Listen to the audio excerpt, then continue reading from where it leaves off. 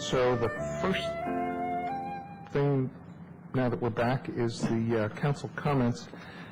And I'd just like to start off and say that there was a question that came up late last week on one of the local listservs about realizing that the city had lost its police department accreditation, and that there was a concern that the council or staff were trying to keep this quiet. And I just wanted to assure people that nobody was trying to keep this quiet. I apologize if that's how it appeared to be, and I just wanted to let people know that as the council became aware of this, we were not happy about this turn of events, but we had been advised that we were at a point in time where it was going to be hard to catch up on how this on the process, and we were advised that there was a good way to go forward, and that we were pretty much past the point of having a choice on this. Members of the council were not particularly happy about this, but we discussed individually and among ourselves at times how this could be different, or why we got here and where we needed to go. We were continuing to try and understand it and see if there were other ways to go forward other than the way that seemed to be the only way to go forward. So there was never really a decision to talk about it as a work session item or anything like that. We were still trying to understand it and go forward, and I anticipated that if nothing else, we would be talking about it as part of the budget discussion for the police department to make sure that they have the resources they need to make it happen. That said, no, we had not talked about it in a council meeting, and I just wanted to again apologize for the appearance that we were specifically not talking about it. It's just that we hadn't gotten to that point yet. And I wonder if the city manager or the police chief would want to add anything to that. I think I'd let Chief Ricucci make some comments, since he's a little bit more of an expert in the accreditation, and I have a few remarks I'd like to share. Thanks.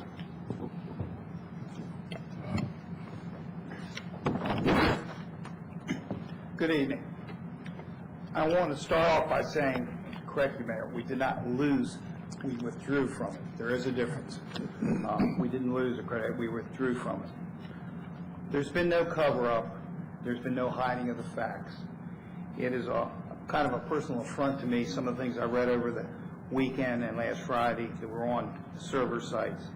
After 39 years in law enforcement, for residents to question integrity about what happened here, I do resent. And I don't think it was appropriate, and that's the reason I'm here tonight, to answer questions and explain to you where we're at, where we're going, and how we're going to fix it. I have informed the city managers, as you well know. I've informed the Public Safety Committee, our staff, and our officers of our status and accreditation. I have developed with staff a plan to correct this problem so we can regain our status as an accredited agency. My only reason for not wanting a work session or a public hearing is it involves personnel who no longer work for the city. And it's time to go forward and not dwell on the past from my perspective.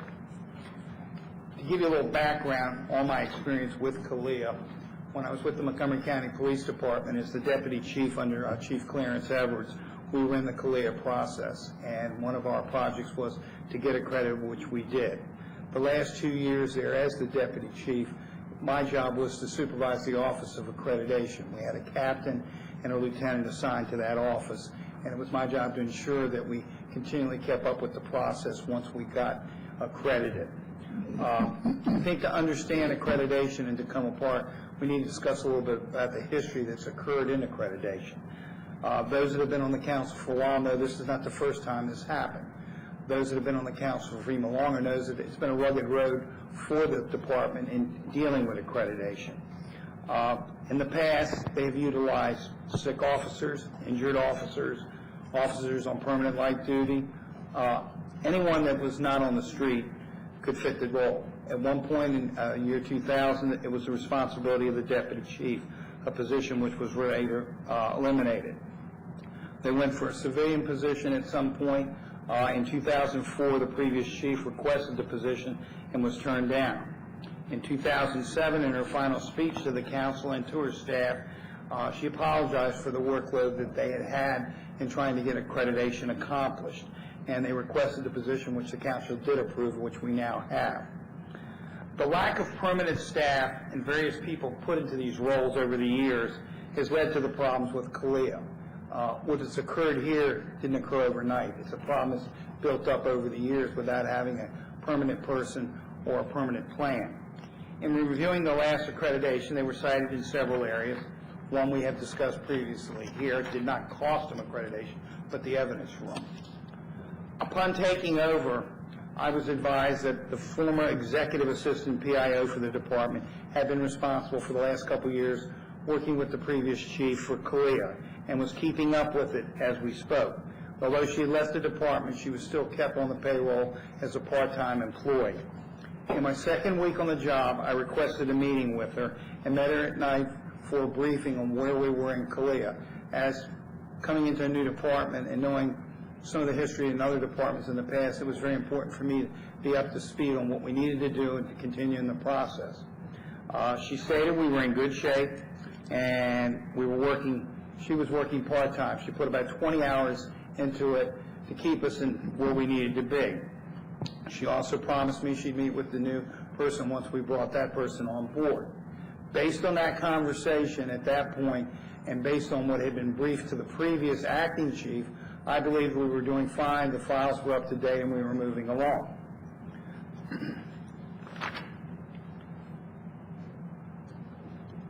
We advertised almost immediately after I got here for a CALEA accreditation manager.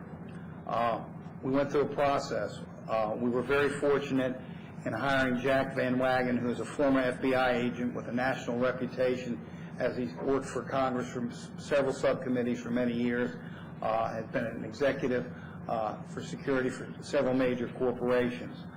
We found a gentleman that was looking to continue to work, and I kind of identify with that had retired a few times and was looking for. When we interviewed him, Ed Corsi and myself, we looked at this gentleman. We said, this guy could solve accreditation, he could solve evidence, and he's somebody that would really make a difference in our department. Well, we only hired him on for accreditation, and he's done an outstanding job. We brought him on board on July 22nd. I had him at a national conference on July 23rd in an effort to get him up to speed on accreditation and to meet the people that have an important part in accreditation nationally and here locally. We basically learned in August that we were current and we were up to date on paying dues and everything, but we then learned for the first time that we were delinquent in submission of an annual report, which would have been due in March of '07. So this is 5 months late. We learned this from going to this conference and talking with the CALEA people. We did not learn it from any of our former employees. We did meet with the former employee, and he was briefed on August 4th, 2007, where it was explained we were in compliance with mandatory standards, all non-mandatory standards. There were two issues we had to deal with. One was the survey by the city, which we obviously have now completed, and one of the things we've completed since I've been here, having capability of communicating with the deaf, which has been completed. The annual report didn't come up. Nothing else came up at that point. On August 16th, we submitted our delinquent report. One of the things that has been brought to my attention by Councilman Siemens is some of the people that are involved locally. Just to answer your question from your email the other day, Don Pike and me go back about 25 years, and one of the things that I impressed upon Jack when he took over the role as our accreditation manager, there's good people out there. These are people that basically have been in these positions 13 or 14 years. Lee Potter from Rockville, who's been there long, and I worked in the county with Rockville when they got their accreditation. Don Pike was responsible for the city of Gaithersburg and retired from there, and like a lot of people went to work for the PG County and has a staff over there who we work very closely with, exchanging information back and forth. The key to CALEA is understanding the standards and working with other agencies and making so we understand where we need to be and how other agencies have dealt with some of the problems that come up. We brought Lee Potter in. I had asked Chief Treshik to take a look at our program, somebody who had a successful program, and tell us where we need to be and what we can do to improve it. Unbeknownst to me that I still felt we were on track to have our, which would have been next month, our mock assessment and then our regular assessment in October. Lee came in and introduced us to how the process works. We learned at that point a major problem. CALEA had required each department to go from what they call the 4th edition of standards to the 5th edition. That meant adding 44 more standards to our directives, things to make us an accredited agency. None of that had been done. None of that had been told to us by our previous people that had been in there for whatever reason. Based on that, we knew at that point we had to play catch-up. Still felt we could make it. In September, Jack attended a meeting with the CALEA people where they meet on a monthly basis, and the CALEA program manager for the entire program was there, and we met with her where she told us, you all have till October of '07 to get the transition from 4 to 5 completed. Well, obviously at that point we knew we couldn't complete it. As of today, we've got 21 of the 24 caught up, and that's been a lot of work on Jack's part.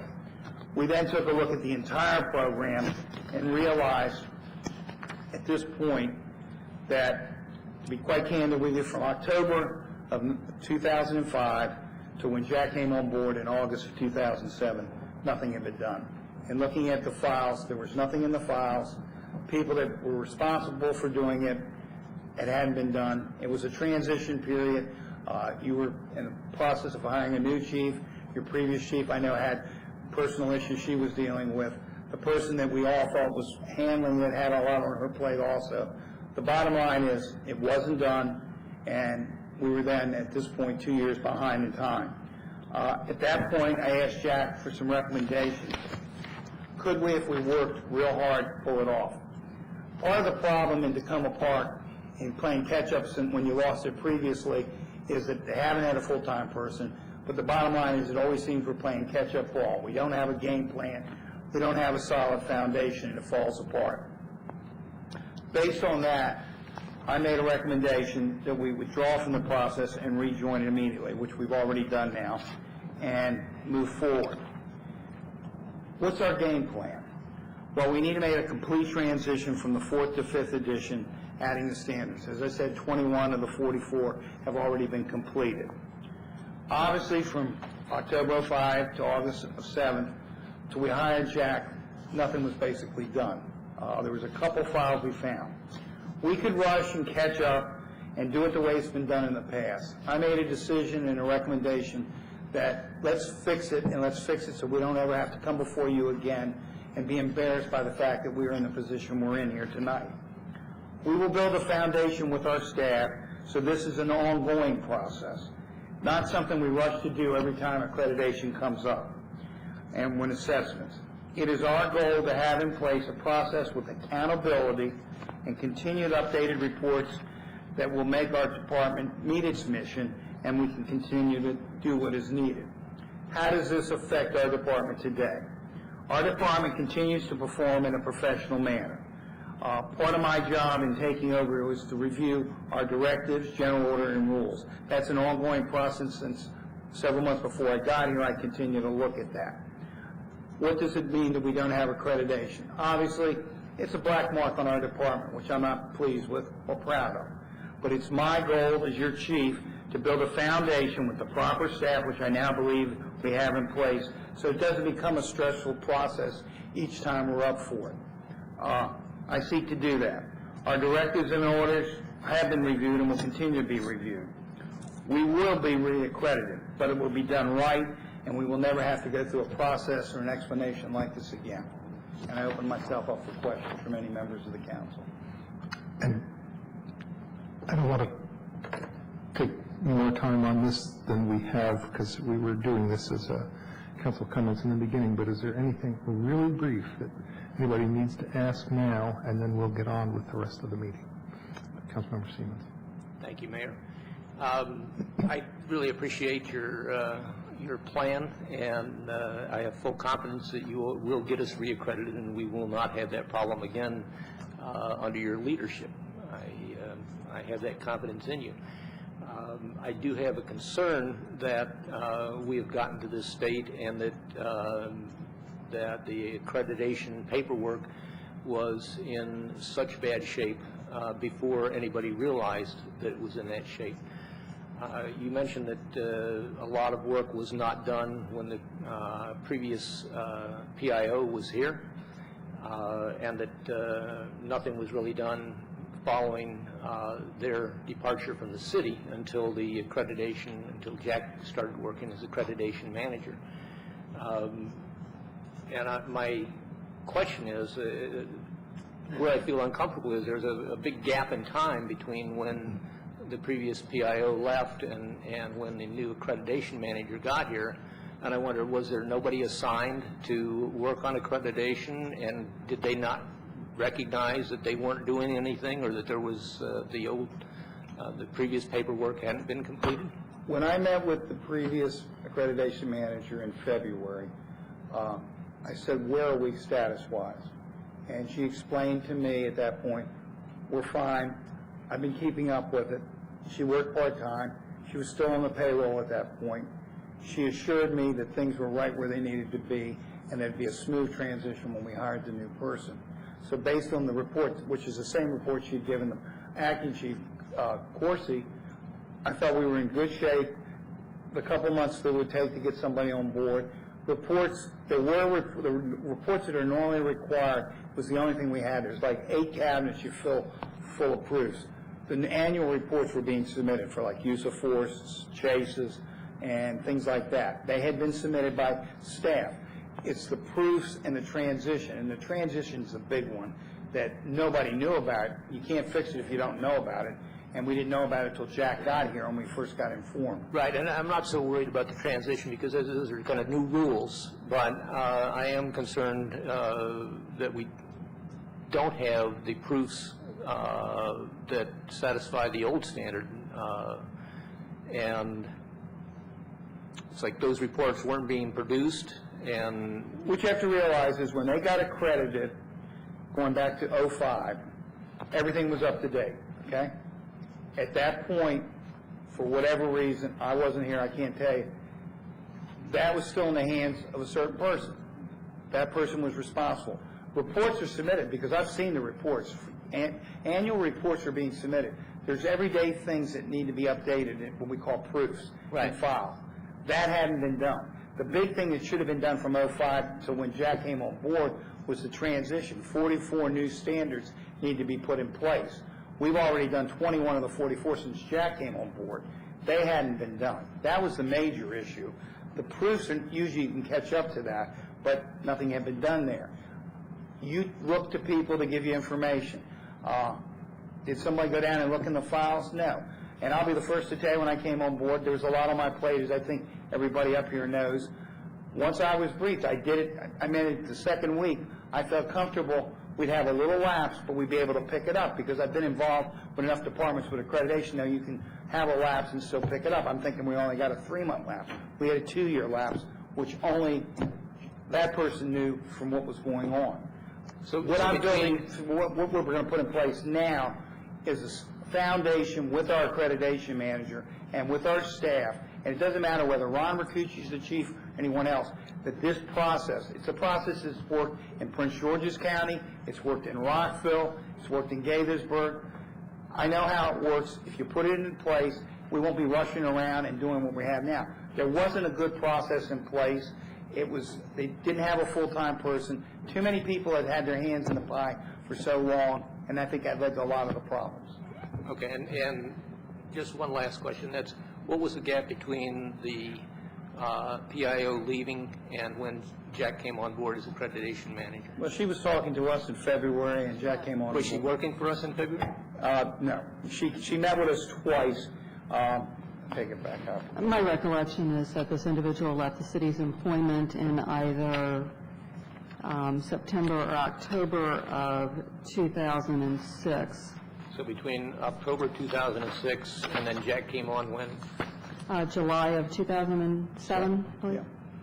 She was still meeting with us, and she was actually coming in on weekends. But you knew that no work was, she wasn't doing any work. Well, no, we didn't know she wasn't doing any work till after she left. I mean, she wasn't supposed to be doing any work if she wasn't on the payroll, was she? She was part-time. I took her off the payroll when Jack came on board. She was working, I believe, some limited hours as her schedule with her full-time job would accommodate, which I think turned out to be less than, I think, what we all envisioned, because she ended up doing quite a bit of travel. Thank you. Okay. Councilmember Berry. Couple of questions, Chief. One, the black mark on the department, the way that you phrased it, you are referring to the lapse in accreditation. That's right? correct. Okay.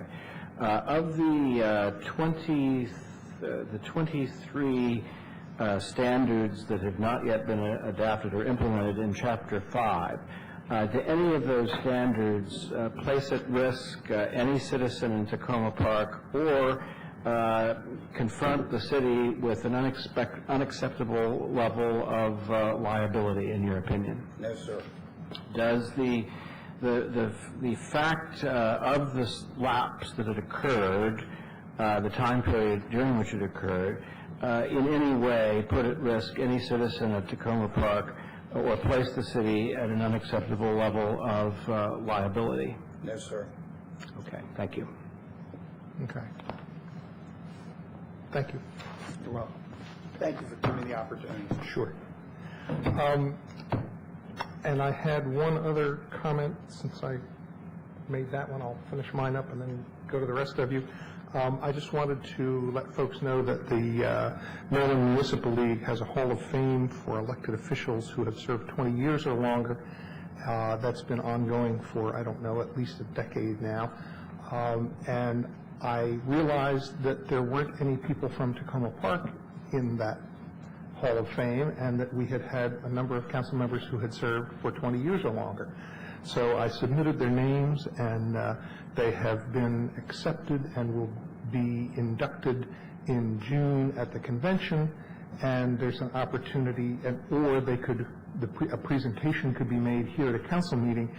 And they all served a while ago, and so I just wanted to let the public know that what we would like to do is find out if anybody has any contact information for their friends, their family, whoever might appreciate being at the induction ceremony. And those are the people who served on the council are H. Edson Rogers, who served on the council from 1907 to 1933. Clayton Forshee, who served from 1956 to 1980, and John Roth, who was on the council and mayor from 1958 until 1980. So I just wanted to put that information out there so that if anybody has any of that information, if they could please contact me or the city clerk. Other comments? Councilmember Robbins. On April 23rd, which is a Wednesday night at 7:30 here in the Azalea Room, there will be a Ward 3 wide meeting to discuss Tacoma Junction and the budget as it evolves. And I'm hopeful that people from all of Ward 3 or elsewhere who are interested in the junction will attend, or if you want to have a discussion about the budget as well. So I hope to see you then. Councilmember Clay, and then Councilmember Bright. I just want to remind folks that we're accepting applications for the Washington Adventist Hospital Land Use Committee. So I would encourage folks to submit their applications sooner rather than later. That's it. First, I wanted to thank the city manager. I've started to see some signs up around the city and the city properties, the wayfaring signs. I do have a question about if residents have questions about sign placement, direction, exact placement of signs. There's been some questions about whether we intend to have signs that are sort of set to demarcate our borders. Are those actually at the borders, or are they placed in a location that might be approximate to the border? So there's one sign in particular I'll contact with you later about, but is it okay for should people contact Darrow if they have questions about that, or you, or? No, that project is actually out of the Housing and Community Development Okay. Department, so they can contact Sarah Dance if they'd Okay, like. Great. The second thing just was a question about The bridge the pedestrian path over to Maple Avenue, over Sligo Creek on Maple Avenue, I noticed when I was running the other day, the sturdiness of the pedestrian bridge first and foremost, but also that the paint job is sort of gray, and in a couple places it's already rusting. So I'm wondering if that's a primer coat and they're planning on coming back, or do we need to follow up with the contractor in terms of the quality of the paint job there? My assumption is it's a primer coat, but I'll double check that with Public Works Director tomorrow. Okay. And then the last question related to roads and signage is, Carroll Avenue, I've noticed, and Councilmember Robinson's probably had some comments from some of his constituents as well, is quite potholed and pockmarked, particularly between the junction and Old Town. And I know they're planning to redo the fire station, and there's a lot of WSSC work that's going to happen along that road. And I'm wondering if there's any plans, or can we contact SHA to see if they have plans and encourage them, if they don't, once that work is completed, to repave that section of Carroll Avenue.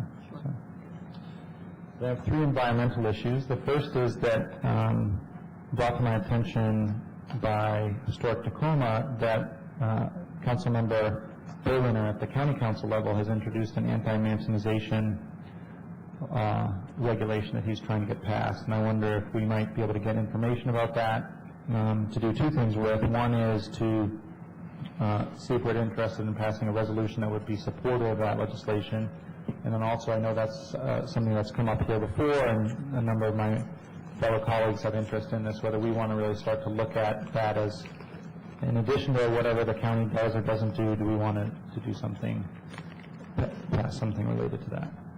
And then the 2 other environmental things are, I know we're talking about banning bottled water in the city building purchased by the city. I might wonder if we might consider also banning it citywide. I know San Francisco has done that, and I'd be interested in thinking about doing that. We've also banned the use of plastic bags, and I haven't looked at all the policy implications of that, but I think we might want to look at that as well. And then lastly is whether we might want to ban the sale of incandescent light bulbs in Tacoma Park, and only allow the sale of fluorescent light bulbs within our borders. I realize there's not a lot of locations that sell incandescents within the borders of Tacoma Park, but I think it would be an important step.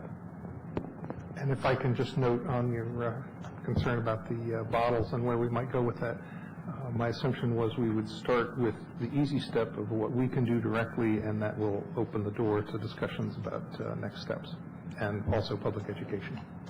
Councilmember Clay had another comment? Yeah, Josh reminded me. I had a constituent who wiped out on Carroll Avenue in the potholes on his bicycle and was bruised and unhappy.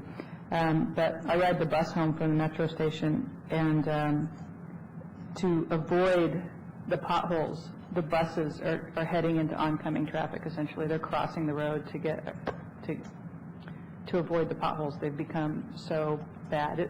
At the very least, I would think that the savings in damage to the buses themselves would pay for the pothole repair. It's gotten pretty horrendous. And if I can just add to the areas of concern, there have been some bad potholes this winter right at the entrance to the hospital on Carroll Avenue. I know that the city filled those at least once. More than that. Okay, 3 or 4 times. And that is, again, a location where buses and vehicles cross over to avoid them. And it's right where vehicles are coming out of the hospital, which is normally, without any difficulties with the road surface, a very dangerous location, given that people are always trying to dart out there.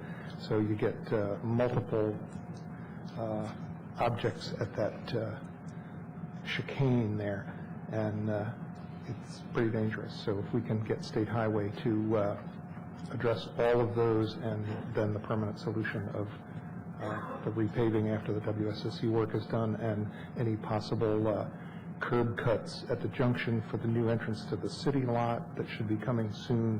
The State Highway is going to be here, and we just need to get a coordinated list and some promises from them about time frame. Councilmember Snipper. Mayor, just a quick follow-up on Josh's comment about the bottle issue. I was talking to Hank Prensky, and I know he's talked to several council members and the mayor about this issue, and we're going to be working to bring forward some materials and some ideas for what the city could do, just along the lines you were talking about, from sort of get the low-hanging fruit and move on to bigger issues as well. Councilmember Barry. I'd like to congratulate the planning department, especially Ilona Blanchard, who was featured in the Washington Post special supplement for Montgomery County last week. Very positive piece on traffic calming in Tacoma Park, and in particular the traffic circles. It had a picture of a not quite complete traffic circle, one with little cones around it. I wish they had taken a picture of the completed traffic circle on Glenside Drive and Wildwood, and I think if it's working as traffic calming, it's because people are stopping to admire the cherry trees and the flowers that our arborist had planted there, so I should thank him too. He doesn't ordinarily get a lot of attention from us here, but tonight he should, and if you really want to see a new traffic circle in Tacoma Park that does what it's supposed to, I suggest that you go over there, and you'll also be treated to a very splendid springtime view there. Also, mark your calendars for April the 16th. It's a fundraiser for the Crossroad Farmers Market, which is going to start again for its second year in early June. This will feature the economist Lester Brown, who is the founder of the Earth Policy Institute, and he'll have a very important and timely message for us that night. The program begins at 7:30, and it will be at the Tacoma Park Presbyterian Church, Tulip Avenue. So please, if you can come out for that, I think you'll find it a very stimulating and worthwhile evening, and a good cause, too. Okay. Then we will move on to the next agenda item, which is additional agenda items and agenda scheduling update.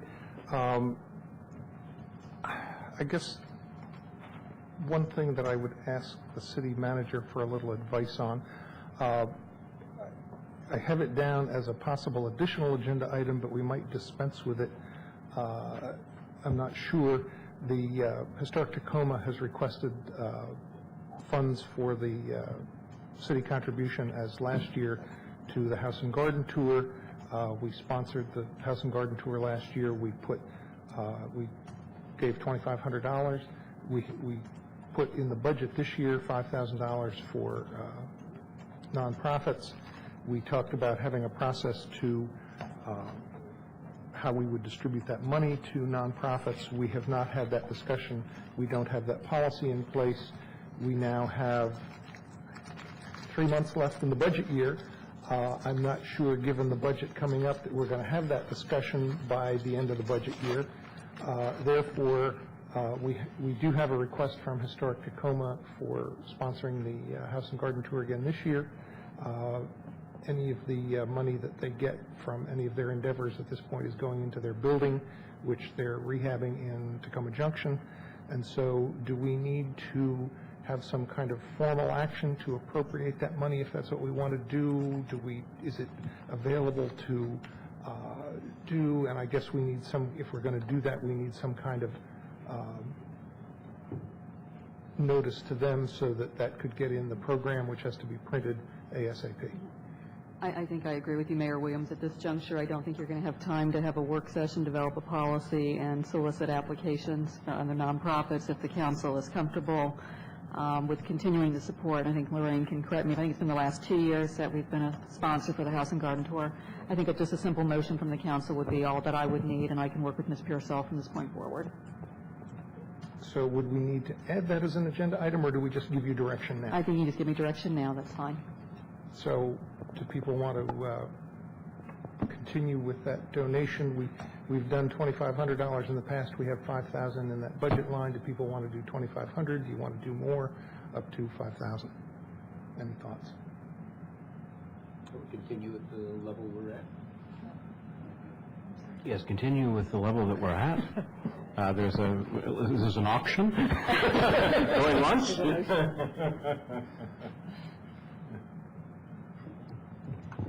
I talked to Bruce. And who are you? I'm Lorraine Pearsall. I'm with Historic Tacoma, and I am coming to you tonight to really ask for your help. We have some structural issues that came up that were unexpected, and we really need your help right now to get it rectified. The glass in the front of our building is cracking, and we need to get it fixed, and we've had experts in to look at it, and we've just been told to rectify the problem. It will cost us $15,000 to $20,000. We are scrambling frantically. Every penny we raise goes into the building. We have very generous sponsors who help us every year. It's an exhausting process to find people who are able to contribute, and they do it for love of community and to help us get going. Every day I go over there and I walk out of the building, I actually have people stop me and say, when are you going to get into the building? We are so happy you're here. We can't wait to see you in there. I'm coming to you to ask you to please give us the $5,000 this year. It isn't a typical year for us. This was a surprise. It was not a welcome surprise, as you can imagine. We are hard at work on the interior. We have already installed the HVAC equipment inside. The electrical system, the core system is now in. They're stringing the lighting now. The front door, which will be a replica of the original old Barcelona Nuts store, is going on Friday. There will be insulation done in the ceiling. We're restoring our tin ceiling. We have worked hard to get the grants to do all of this work and to raise the money. This additional work in the front was a surprise and a shock to us, and we really, really need your help. So please, I'm entreating you to please give us the $5,000 this year. Thank you. Any thoughts? I certainly would support that. I think that I would suggest that we divide it into two chunks, one for the House and Garden part of it, and the other would be as a contribution to the rehabilitation of the building. All of the House and Garden town money that goes into the building. Every penny that we raise goes into the building. Okay. So essentially, it's going to the same place. And something just to tell you, to make you feel good about this as well. When you give us a contribution like this, we can go to Main Street, Maryland, and they will match it. And that is extremely helpful to us. And so you are really helping revitalize the junction. So great. And I would add to that, especially for the Home and Garden Tour, and this would not be a requirement for supporting you receiving the money, but it would be a request that you work with our communications department to try to get a story in the Post about the tour, because if we're able to land something similar to what we did with traffic calming, that publicity is worth tens of thousands of dollars as adding to the positive awareness of the city, its business community, and its general quality of life. So it'll come back to us if we're able to do that, and I think probably we can. It's a great story. Yeah, well, maybe the city can help us get the Post's attention. It's not always so easy to do that. Right. We do get articles, front-page articles in the Gazette, which is widely circulated, so that's very good. We actually have people coming on the tour from everywhere, from out of state even. It's really amazing, so, but thank you, anyhow. We know we can get the Post's attention as long as we mention nuclear-free. Nuclear-free weirdos. That enters into every article we do. Any other thoughts on this? Dan? I support Doug's notion of the $2,500 for the House and Garden, even though I recognize that it all goes to the same place. But that puts a kind of a marker that that's where we've been and that's what we're continuing. And the other 25 is for this special circumstance. And do I see agreement on that? Then could I request that we do something as a formal, I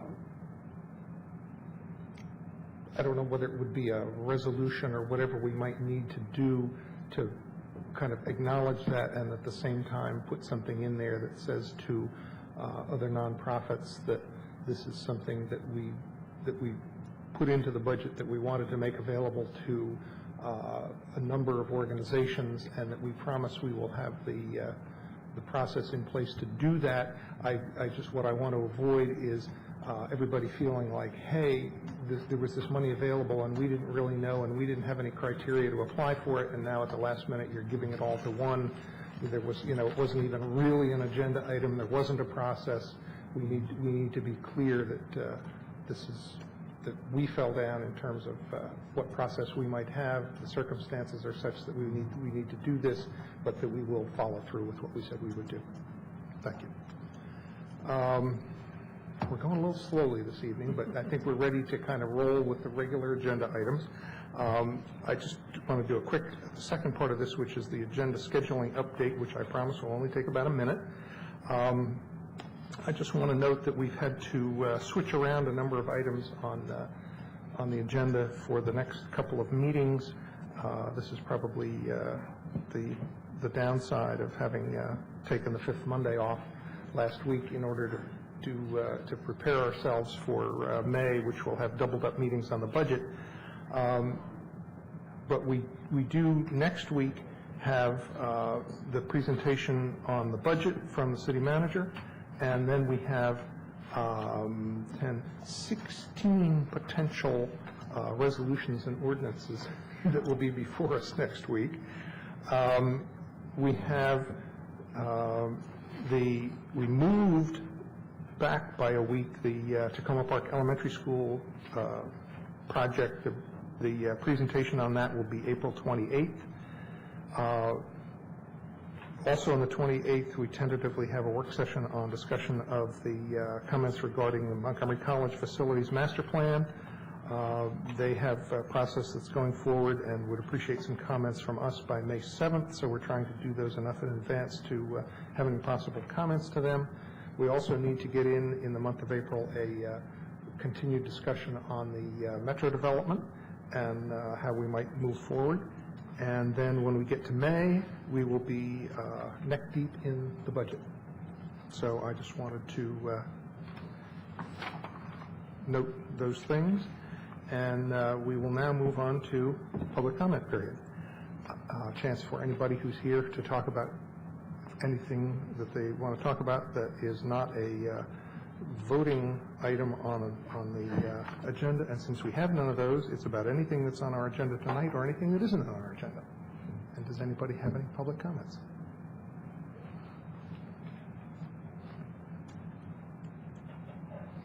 Hi, I'm Lorraine Pearsall with Historic Tacoma. I'm just here to announce the 35th annual Tacoma Park House and Garden Tour will be Sunday, May 4th from 1 to 5 p.m.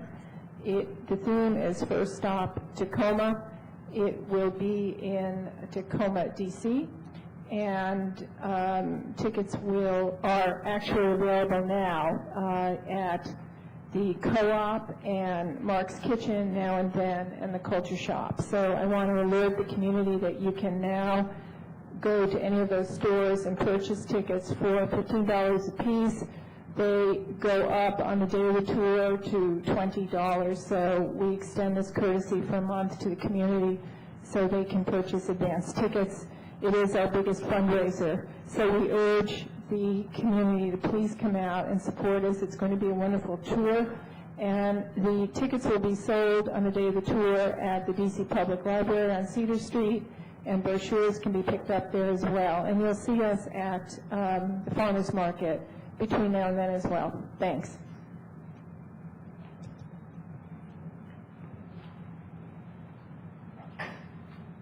Good evening. I'm Elizabeth Wallace. I live on Holly Avenue. For almost the past year, I've been planning the greatest festival for kids and parents at Tacoma Park. Look up the Storytelling Festival. Discover the Galileo in you. Next year is the Year of Astronomy 2009. 400 years after Galileo's discovery of the telescope to get up close and personal with what's out there in the universe. Over 100 countries are signed up to celebrate this great event worldwide. I had the grand idea that we would get a head start here in Tacoma Park, be ahead of the game. I applied for my first grant and received it from Creative Montgomery County Arts and Humanities. It was awarded at Strathmore.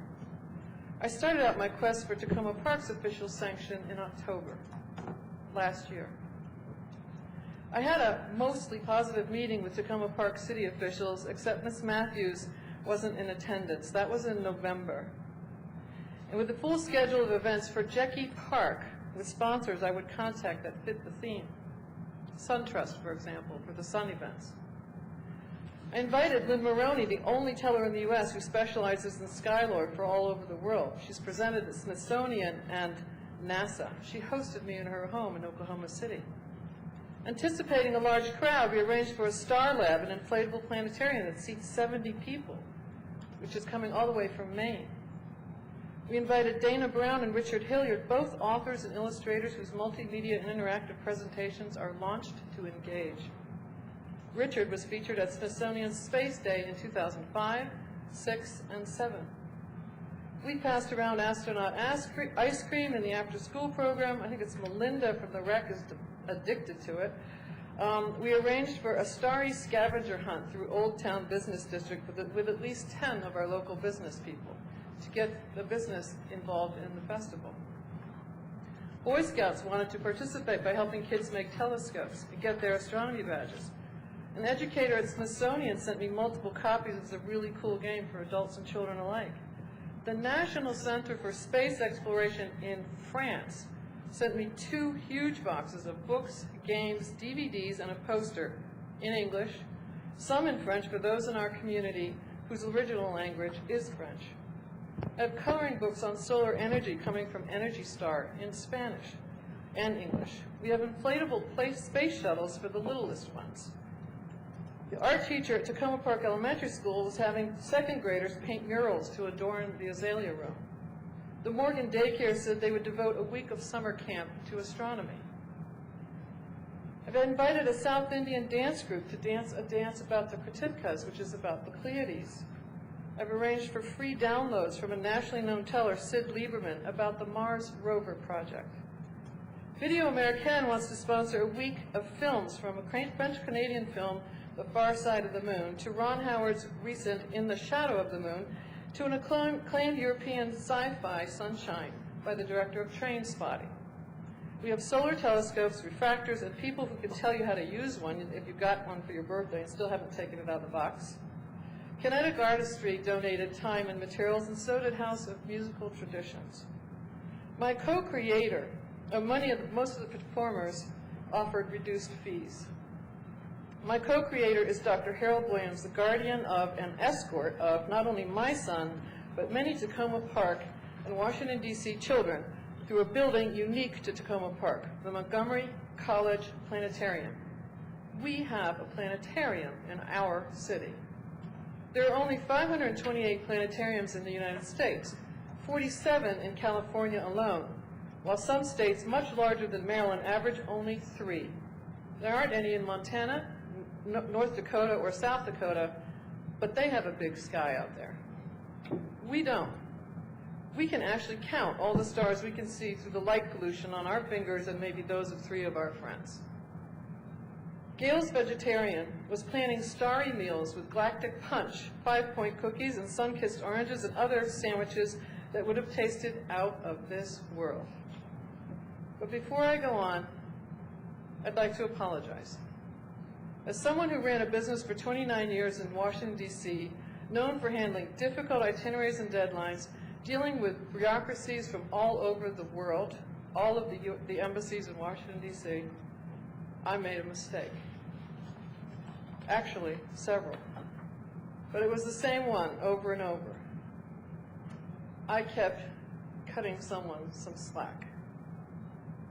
While I met with most of the officials, thanks to Peggy Washington in November, Barbara Matthews wasn't present, as I mentioned.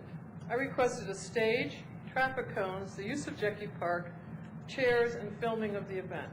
So it would be next to the planetarium. I was denied the filming, except for a small snapshot. Barb couldn't fit me into her schedule until middle of January. That was after some prodding, a lot of prodding. And then she asked me to change the venue to the City Hall and to the park, the scab of grass at the end of Maple Avenue. Go figure. I was past my deadline to start looking for my self-imposed deadline to start looking for corporate sponsors, but couldn't do so without a firm commitment from the city manager in writing. We met again. I said if I were come to the City Hall, I would need Ed Wilhelm Field for the stargazing. I just wanted to get going with this. She agreed. I needed the school next door for the planetarium, because we don't have a gym, you know, here. I spoke to the library. They would allow children's authors in their space. I spoke to the computer room to get NASA librarians to teach Google Space and Worldwide Telescope. But big mistake, big mistake. I had just agreed to take the festival away from the planetarium, from our unique edifice of learning in Tacoma Park, from my colleague, from the 5 stories of parking, from the North Tacoma Park community who had embraced the idea in December, from a gymnasium, from a food cafeteria. What an idiot I was.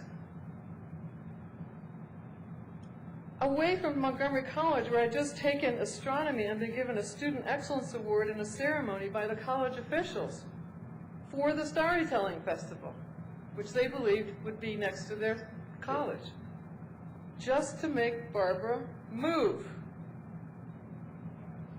There was also mention of having to do a resolution. I spent Super Bowl day getting letters from people from all over Tacoma Park to prove, because I thought we needed a resolution, because I was told that, to prove that there was support of the festival, which I did.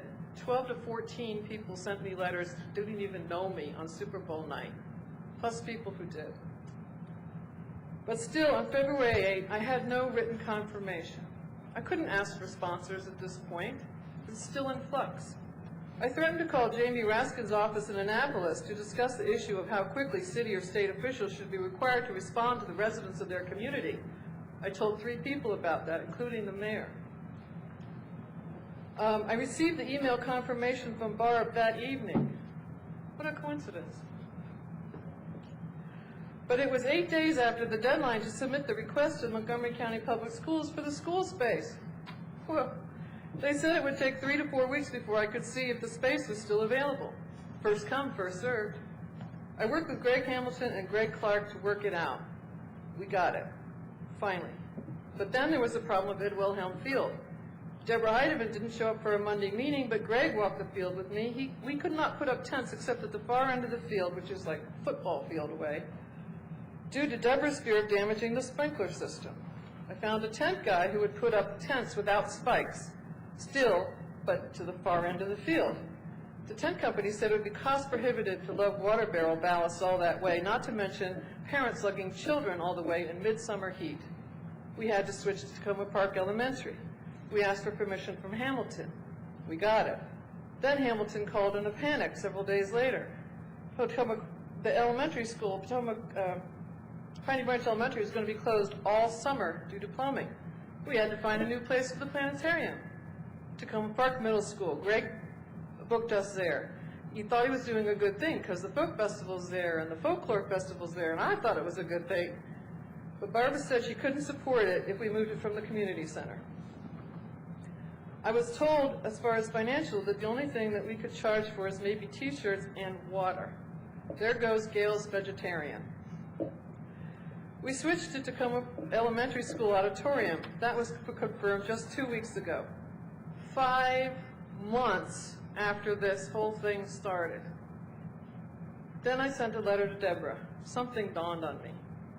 Deborah Heidemann. I asked, you refused to write a recommendation letter for me for the 2 cultural immersion camps I did for spring break. Would that hold true for the festival? Early last week, I received the answer. It was curt and to the point, without salutation or signature. That is correct. No recommendation letter. So why would a department that was using some of its funding to get a gym for the planetarium, since we don't have one, and some of its staff, 3, and some planning time, refuse to give a recommendation? If they were funding some of it via property and staff, they must believe in the project. At that point, those of us who work for a humanitarian paycheck, and not a bureaucratic one, say, of maybe $120K a year with $1,000 a month housing allowance to live in Virginia and $400 a month car allowance,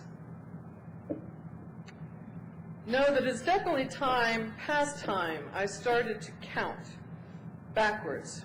10, 9, 8, 7, 6, 5, 4, 3, 2, 1.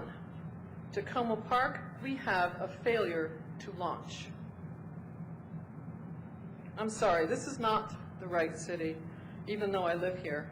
It's not the right time, even though I put over 6 months of my life, an equivalent of 24,000 man-hours into it, and about $5,000 of my own money. That's only a quarter of the city manager's salary, I know, so maybe it's not that much. But even my father, whose father and grandfather lived in Tacoma Park, we're talking over 100 years of history here, doesn't want to invest in it because of everything I've told him over the past 5 months. He will invest in it if I move it. Perhaps for the same reason we have a lack of investment in Old Town. Too many for lease signs. If we look with our eyes, it looks like the beginning of a depression, not to mention the potholes that were mentioned earlier. $12,000 of planters here, and $12,000 of benches there, and $12,000 of trash cans there, and $12,000 of flags can gussy up a town, but not one with a systemic problem. A lack of leadership that lives in the city and understands the city.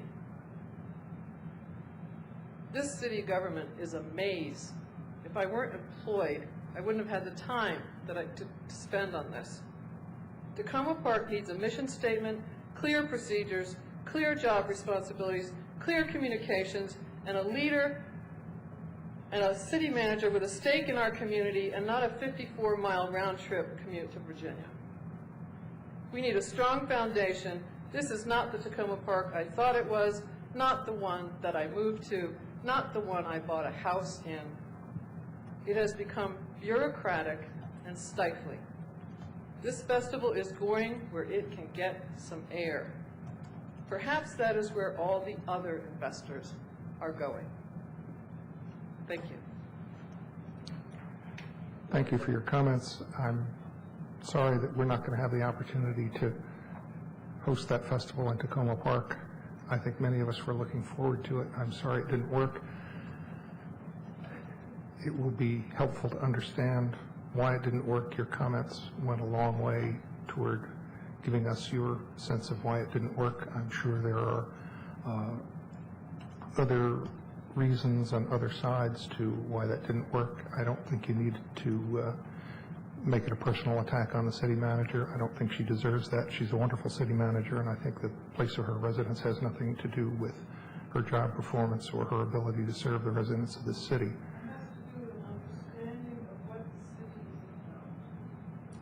I disagree on this, and most cities, many cities, Ohio, Cincinnati, Cleveland, require city employees to live within the city bounds.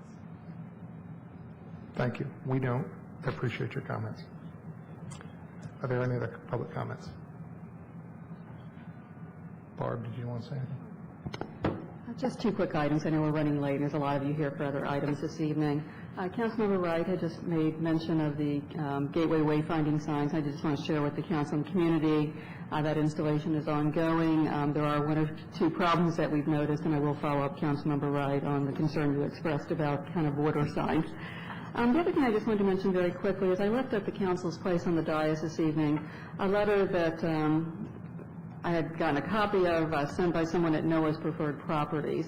And just very briefly wanted to take this opportunity to acknowledge the great work done by one of our city employees in the Housing and Community Development Department, and that is Linda Walker. I know the council, like many of us in the community, have been concerned about the rate of foreclosures we are seeing all across the metropolitan area and certainly here in our own community. Ms. Walker basically was just reviewing a listing of foreclosures, happened to see the name of property that she recognized from our housing records, happened to be familiar with the individuals who happened to be working out of the country. Due to a variety of factors, apparently their home was placed on a foreclosure list and was actually up for pending sale. Because Ms. Walker basically went the extra mile, tracked down the property manager for the owners who were working outside the country, basically this property did not go to foreclosure. And the letter that is before the council this evening was sent by someone at the property management company. She not only took the time to write the letter, but that was preceded by actually a phone call to Ms. Walker's boss, basically also acknowledging her efforts. So I did think this was something significant enough on her part, worth mentioning tonight, because it literally did save someone's home. Great. So with that, thank you very much. Okay, we will move on to interviews. Barry Hoffman and Derek Stanfill for the Board of Elections. Are they here? Yes. If you want to come up and have a seat at the table here.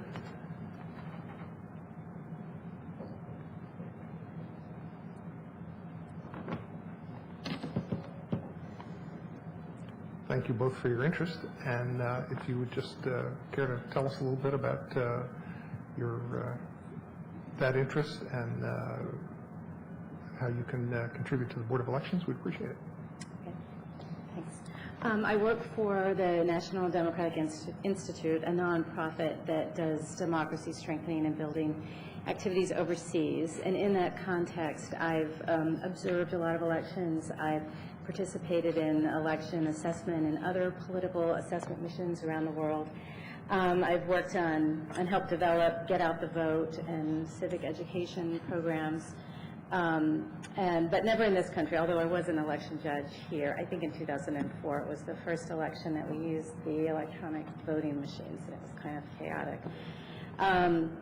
I haven't had a lot of free time in the past. I have 3 kids, but now they're getting a little bit older. So I've got a little more time on my hands. My family and I are now here to stay. We're not going to be going back and forth overseas for the foreseeable future. So I would like to be a little bit more involved in the community, and this is the area where I think I could make the best contribution. Great, thank you. Derek?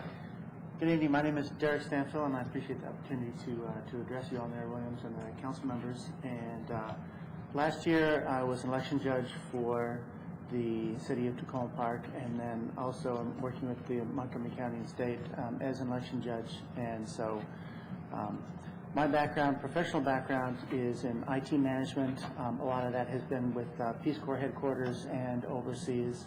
And I simply want to do my civic duty, what I consider my civic duty and community volunteering contribution to the city and to the county and to the state, so that we have represented democracy in our city and in our county. And as an IT professional and reading over the years, looking at what happened especially in 2000 and 2004 with some of the local elections around the country, with the counting of especially the presidential election, I thought that my experience as an IT professional could be valuable to see how the process works and how I could help to make sure that the process is as fair and works as well and as efficiently as possible. So I'm just happy to contribute my skills and experience in the IT field and computers and servers and networks and software and to the process. So good. Thank you. Any questions or comments from my colleagues? Welcome, thank you. Yes, thank you both very much, and I think this will take the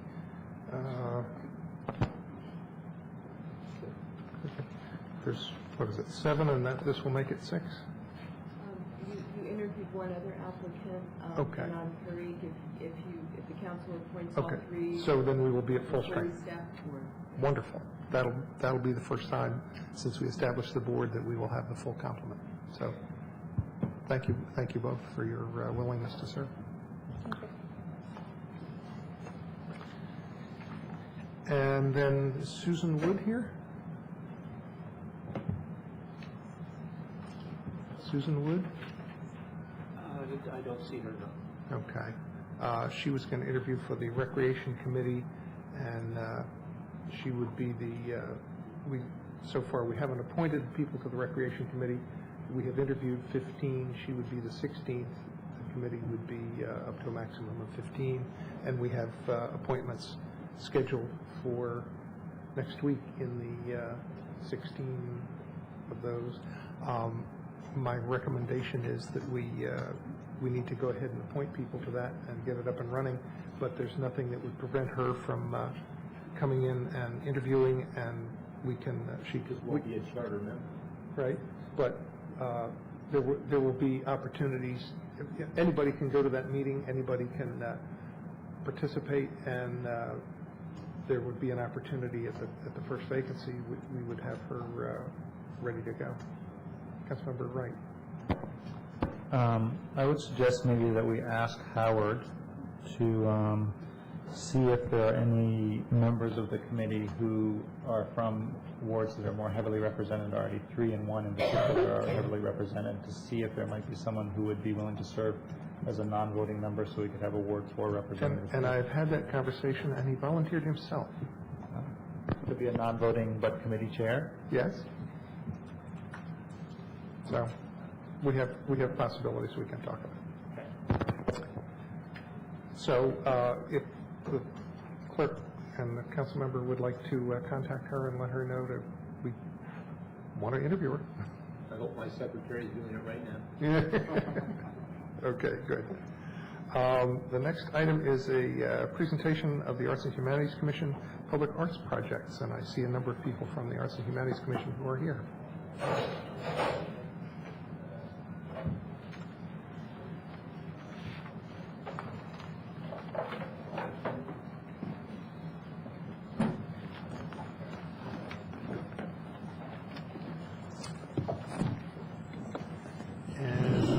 Sure who's going to...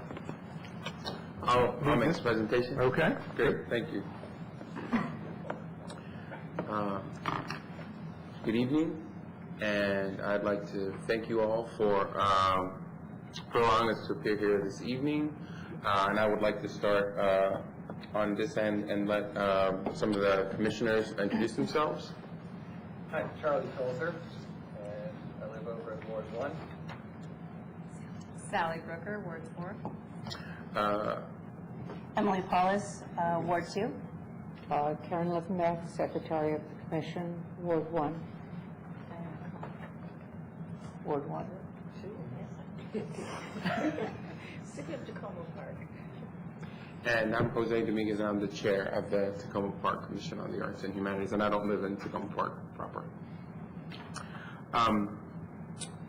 Before we begin, I'd also like to thank Sarah Daines, who is our liaison to the city, and she is extremely helpful, and I think without her assistance, a lot of what we do would not be possible. She is our go-to person, can always count on her, and we're very fortunate to just have such a wonderful liaison. So I just want to let you know just how great she is and how grateful we are to have her on our team.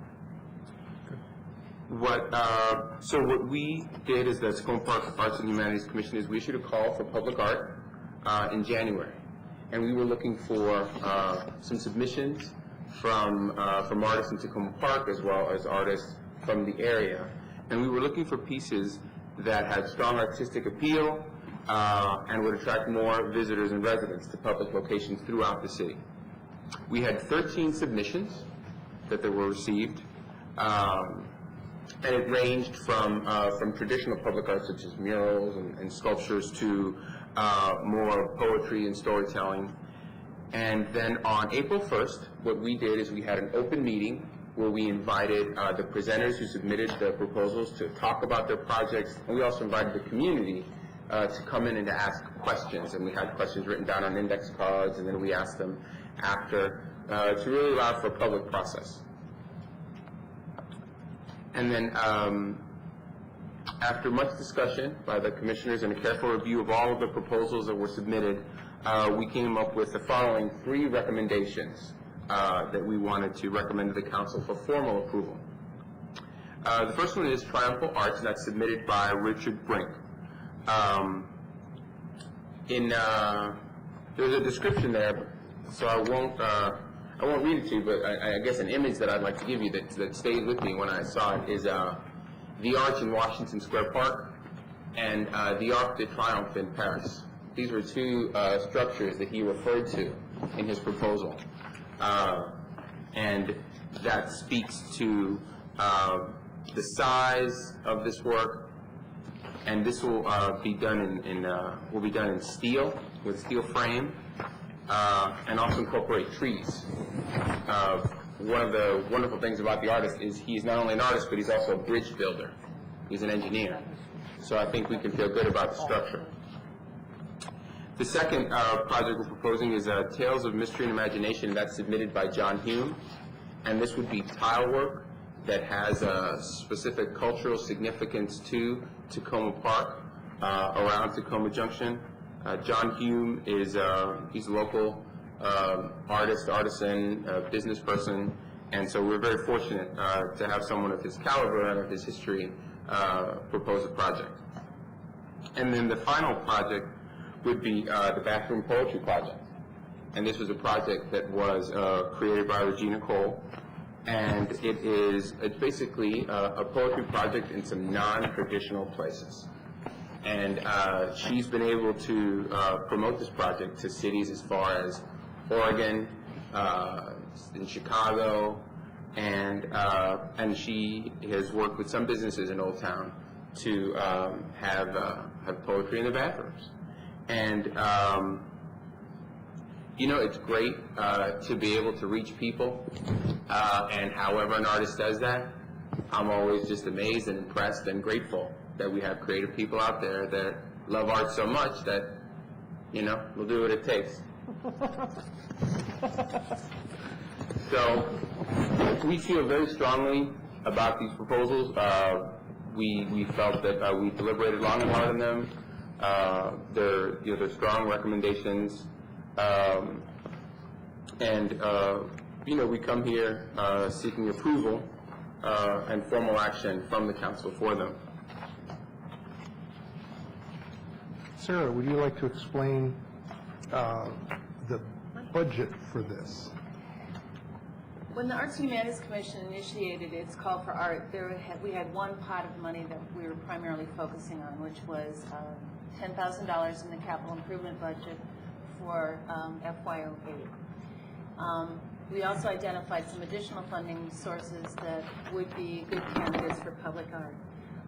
The one for the repair of the columns at B.Y. Morrison Park up in Tacoma Junction was the second. And then the Arts and Humanities Commission also receives a small stipend of $5,000 every year, and they have resources available to fund a very small public art project. So when they went through and looked at the various proposals that were submitted, they were focusing on those three general areas of possible funding sources. The Tacoma Foundation has also expressed an interest in doing some public art here at the Community Center. So a number of the projects were fairly specific to the Community Center or could be easily adapted to installation here at the Community Center. So when they went through the proposals, they sort of pulled those out and set them aside. The three that Jose has just presented to you would all be locally funded through the City of Tacoma Park. Triumphal Arch, as proposed, would come directly out of the $10,000 that's been specifically set aside for public art. John Hume's Tile Project, Tales of Mystery and Imagination, would be funded from the capital budget that's set aside for the repair of the columns at the Tacoma Junction, which is necessary. They're in very bad shape. And then the last project, the Bathroom Poetry Project, is fairly small in its scale and would come out of the city, or excuse me, the Arts and Humanities Commission's operating fund. And can you explain how the tile project addresses the column repair? Right now, if you've been out there any time in the last year and a half, you'll notice some black plastic that's been sort of wrapped around the tiles. It's my understanding that when the tiles were initially installed, it was either the stuff that sticks the tiles to the column didn't work as well as it could have, and some roof damage that was causing leakage also caused it to deteriorate quickly. So what Daryl and I had chatted about was what we could do to do the repair work which is needed, and how we could make it kind of fun and make it a little unique to Tacoma Park by incorporating the public art component of it. So regardless of what project is selected, the columns at the junction need to be repaired. And I see that this takes about 2/3 of what was budgeted for that. The rest of it has already gone to or would go to addressing the roof and whatever other The roof issues has there been are. repaired. The balance of the funds that are set aside for that specific project would be used to do the actual installation on the columns. So with this expenditure, the repair of that facility would be complete, hopefully in a more permanent manner than it was with the original installation. Correct. Okay. Are there questions? Councilmember Wright. First, I'd say thank you to all of you for the project, all the time you put in. I found it interesting, there were comments earlier tonight about things that are Tacoma Park, and I think this is very Tacoma Park in terms of the broad community involvement and support and engagement, so I appreciate that very much. A couple ideas. One is, do you all see this as something that would be an ongoing type of yearly or every other year event where you would call for public art? Yes, we do. Okay. I think it'd be interesting to think about starting something similar to the Friends of the Library, so sort of a Friends of Tacoma Art, which would help to fundraise to potentially replace or augment city funds that are given to this. On the Triumphal Arch, I like the idea a lot. I do have one sort of problem with it, and it's really in the justification that the artist gives. So he talks about the Washington Square Arch and the Arch de Triomphe in Paris, and he talks about stripping away the facade of glorifying war and military and showing the hollow victory of martial campaigns.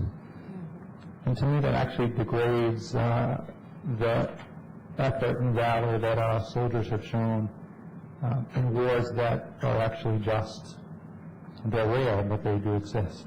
They have existed in our history. So, I love the weathering steel depicts the decay and impermanence of works of human builders, and the trees growing in the center of the two columns demonstrate the primacy of nature. It wouldn't prevent me from voting for the project, but I would just voice that concern.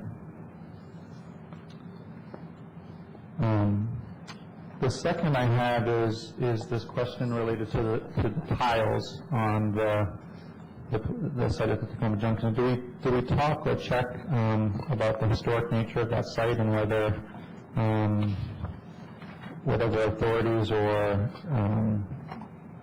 groups in Tacoma Park, for example, HTI, they might get concerned about the historic nature of the structure and whether they're okay with the use of these tiles, which might be different from the original ones? John Hume is on the board of directors Okay, of Historic Tacoma. great. I'm very supportive of the idea of supporting a local business in this. So.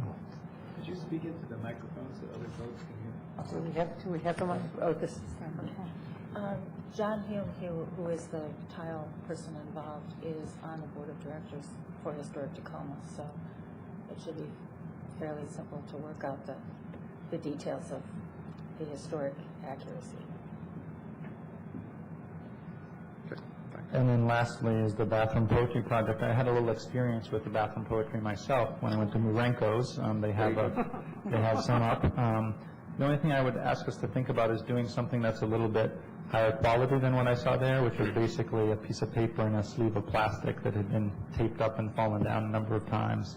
And I think maybe spending a little bit more money on a slightly higher quality frame might be helpful in making it permanent. And I think we did address a similar concern, and we don't want to impinge too greatly on the aesthetic of the proposal, which by its nature is temporary and not meant to be permanent. But yes, we had the same concern. We did discuss using higher quality containers for the poetry so that it wouldn't disintegrate bad. And I think that the option is still there to change the materials to something that's perhaps more than just a plastic sleeve. And when the commission met to discuss all of the projects, when we were talking specifically about the bathroom project, we were looking at our budget, the funds that we received from the city, and we may have some additional funding available that could augment the project. And I believe we were going to speak with the artist about alternative materials that would address the very concerns that you're raising. Great. Thanks. Councilmember Stevens? Thank you. Thank you for pulling this all together and your work. And I know this was something that, with this many entries, it was probably easy for you to do and to narrow it down. I like the tile project. Sounds very Tacoma Parkish. I think it fits in with some of the way, even with the sidewalks, and have the tiles put in right near that area that lead up to Tacoma Junction.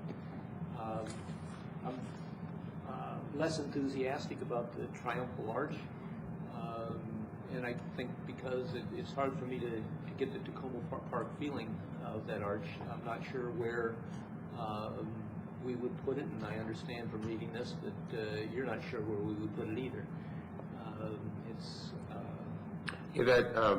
I mean, just to speak to that, that is something that that would be determined. We would work with the artist to drive throughout the city and attempt to locate a site that would work for the environment, and that would work with the site.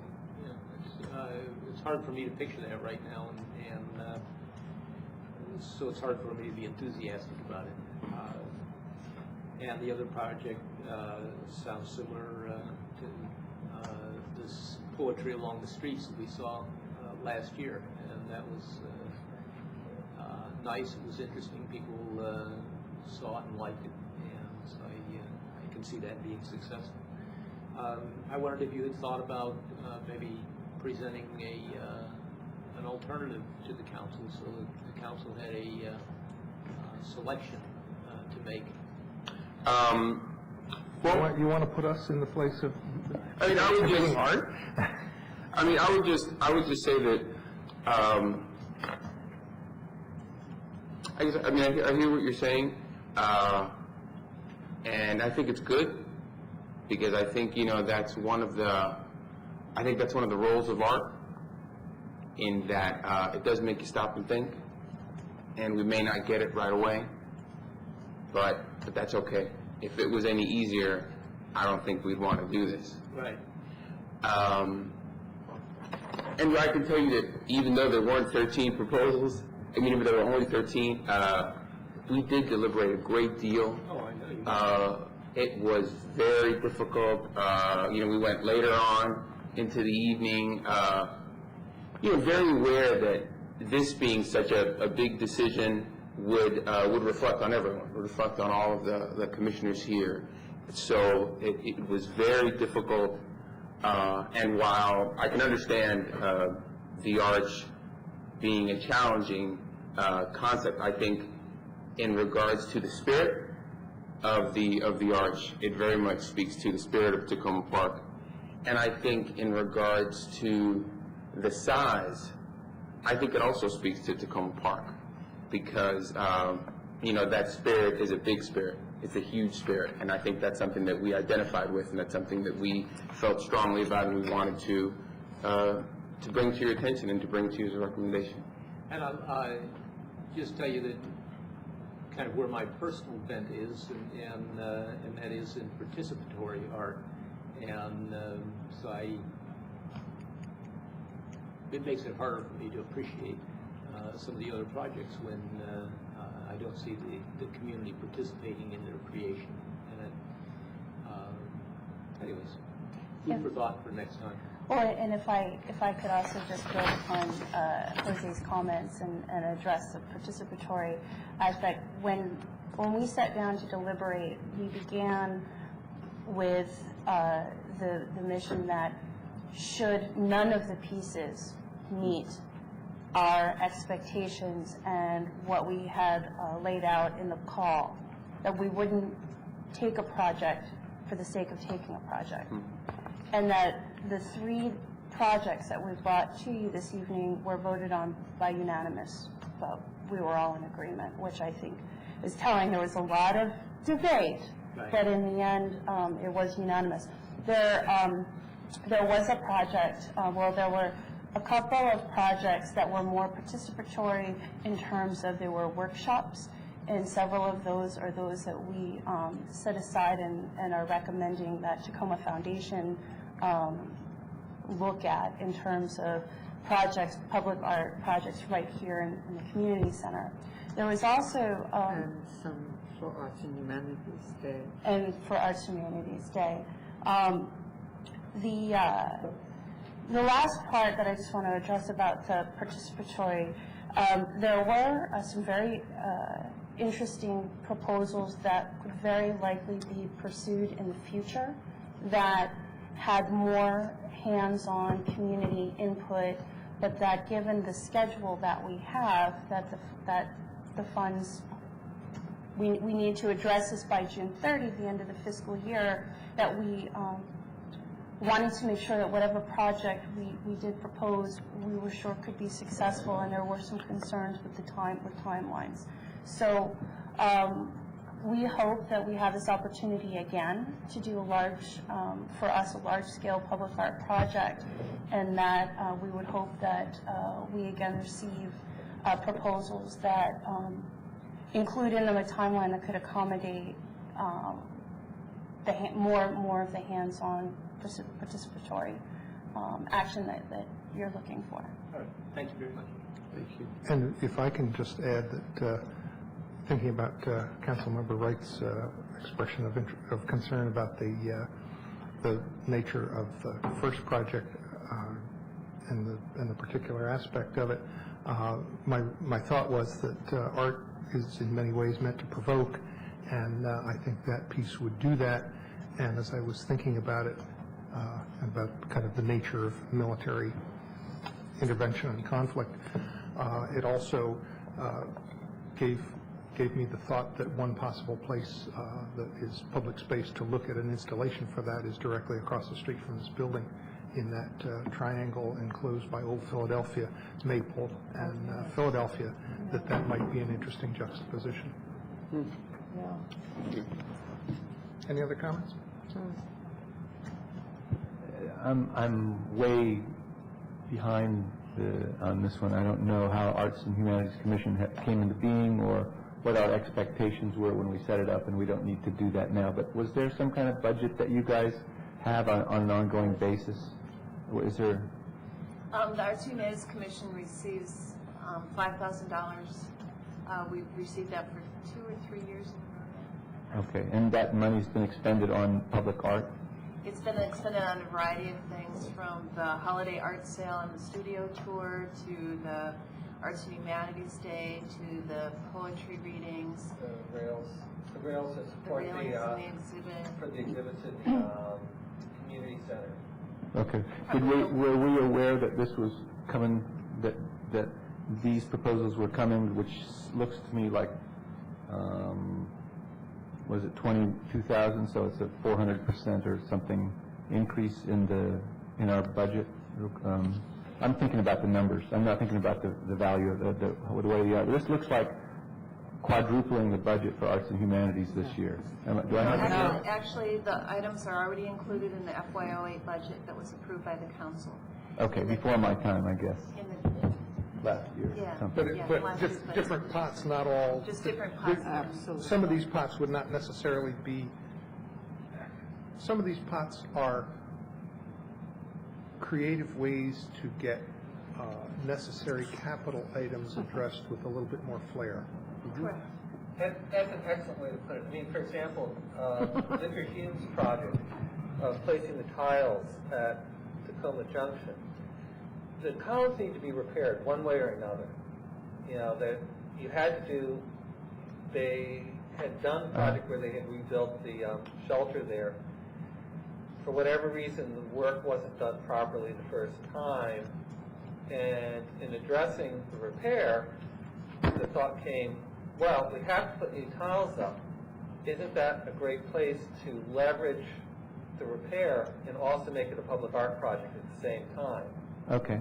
That, the budget's there. Effectively, it doesn't cost any more to make it a public art project, but you get a different value just beyond simply placing tiles up that get people thinking. Either they remember, Mr. Hume showed us several interesting tiles he'd done. There's a Roscoe the Rooster tile, and there's a Motocat tile, and I'm trying to remember, what were some of the other ones he showed? I saw the description. Yeah.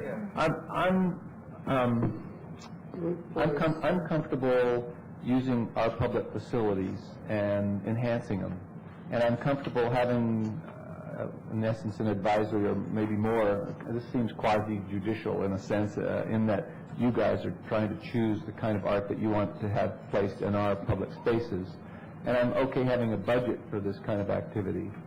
I think I'm very uncomfortable in having us choose which art we want placed there, because my experience with choosing art leads me to believe that we would be a terrible judge at determining what art should go where. That's my reaction to one of our colleagues' suggestions. Yeah. So I just throw that out there. I'm also a little bit concerned about the explanation of whether John's, I'm sure they're wonderful tiles, because I know John's work, but whether that would be appropriate in a historical context. And the answer, Diana, being that, well, he sits on the board of HTI, so it'll be okay. That really rubs me the wrong way. Because if HTI has guidelines and so forth for historic elements and what you can and can't do, saying that something's okay because somebody's on the board is way out of line. I did not mean it in that context. Okay, what I meant that's was what I heard it. Because he is aware of the rules and regulations that Historic Tacoma, because he sits on the board, he is even more aware of the rules and regulations. Okay, well, that's certainly not how I took it. And Lorraine, I see you at the mic now, so maybe let me just to that. clarify it a little bit. The structure is a community icon, there's no doubt about it, in BY Morrison Park. It is considered a non-contributing resource. Non-contributing resource. Only because of its period, its age. And Tacoma Park, our period of relevance is from the 1880s through the 1930s. Okay. That particular pavilion is a little later. Having said that, that structure is still culturally important to us. Now, because it lies in our historic district, it would need a HAWP, but I think it would need a what? Historic area work permit, I'm assuming. However, I think something like this, John's tiles, would be very favorably viewed by the commissioners on a non-contributing resource, considering the mural and the spirit and all of that. So okay, that's a good clarification. Thank you. Yeah, all right, I understand now. So my bottom line is I'm concerned about what appeared at first to be a 400% increase in the budget, and that was somewhat clarified to me. My second concern was that I don't think we should decide. I think that should be your business. I have opinions on these three, but I'm not going to share them, and I don't know where to leave it from that. Well, I think what we're being asked to do is approve the expenditure, and we'll leave the selection to the Arts and Humanities Commission, and they've done that. And the expenditure is $22,000, but some of it's embedded into other pots. Do I have that right? Correct. And is that in addition to the $5,000 we already allocate to Arts and Humanities? Correct. And the justification? Part of it is from our 5,000. Yes. Yeah, so your 5,000 covers part of that, 22,000. One of the projects is covered out of our budget. Okay. I guess I do have reservations about quadrupling the budget, and your continuing comments about how this would be an expectation that it would carry on into the future. So in a tough budget time, I have reservations about that too. Can I just give a little bit of background to address some of your questions, and for the rest of the council, several of who are newish, and to the audience watching. We are a commission created by the City Council in 2003 to advise City Council and the city on matters related to the arts and humanities. So, and we're a group of volunteers appointed by the City Council, and our job is to provide expertise and recommendations to you. So when you have items in the budget that, such as this first year with the $10,000 for the public art project, we took it that was our role to then design a call and come up with a process to review and have public comment, and then to make a selection that we thought would enhance the city, and then bring that to the council as essentially your advisors on those matters. If that helps, we do have bylaws, and we have a cultural plan, which we worked on over a period of 2 years to basically provide a framework for how we would approach arts and humanities activities, installations, workshops, and so on in the community. And so, although we're a relatively young commission, 2003, we basically have we have some bureaucrats on the group, and I'm one of them. And so we have established a structure and policies so that when you do ask us a question, or there's something that comes up that requires us to provide you with a recommendation, and we sort of have a system for doing that. Right, and the commission came to the council and at the end of the process of coming up with the structure and the plan, and we approved it? Yes. Approved it. So yes. it's accepted policy for what they're doing. And we can make sure that everyone on the council has a copy too, if you would like. Good. Thanks. Any more questions? So I think we will go forward with this next week. Thank you all very much for your work. Thank you. I'd like to roll back to the previous item where we have an interview with Susan Wood for the Recreation Committee. She's here, and we'll do that, and then after that we'll take a short break, and then we'll try and I don't know. I was going to say we'll try and zip through the rest of them, but given our progress tonight, I'm not sure zip is the right word. My apologies for being late. That's okay. That's we're the problem, not you. You want to speak to us about your interest in the Recreation Committee? Yes. I'm interested in joining the Rec Department Committee. I have a daughter who's been involved in the Rec Department, and I'm actually a personal supporter of what the Rec Department's been able to provide to youth in the community in terms of both the after-school program, the sports programs, the activities that go on here in the community center, and also the fact that I live in on Oswego and in the Ritchie Citizens area, but also Ward 4, where there are a lot of youth that take advantage or could take advantage of the activities provided by the Rec Department, and so I'd be very interested in joining this committee. Good, thank you. Any questions? Councilmember Siemens. No, I want to thank you for coming. On the spur of the moment. I also would like to thank my aide for getting in touch with Susan. Rounding me up. And I appreciate your volunteering. Thank you. Anything else? Thank you. We'll be making appointments next week. Thank you. And we will now take a short break. We will be back at 9:25 on the clock in the back of the room, and then we will proceed with the rest of the work session items.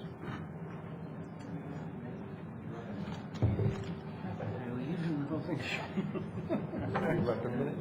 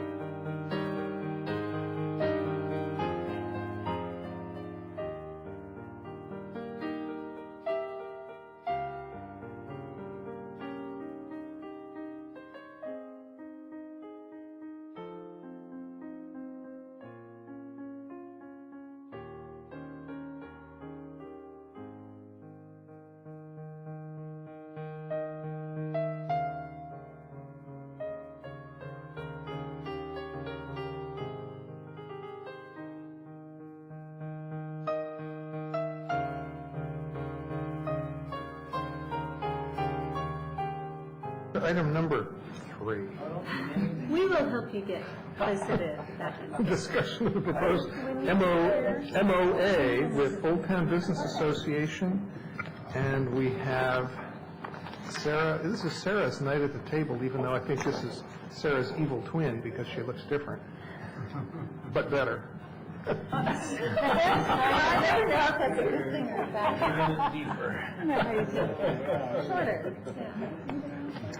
And well, what's happening, Roz? Come on, get with the program.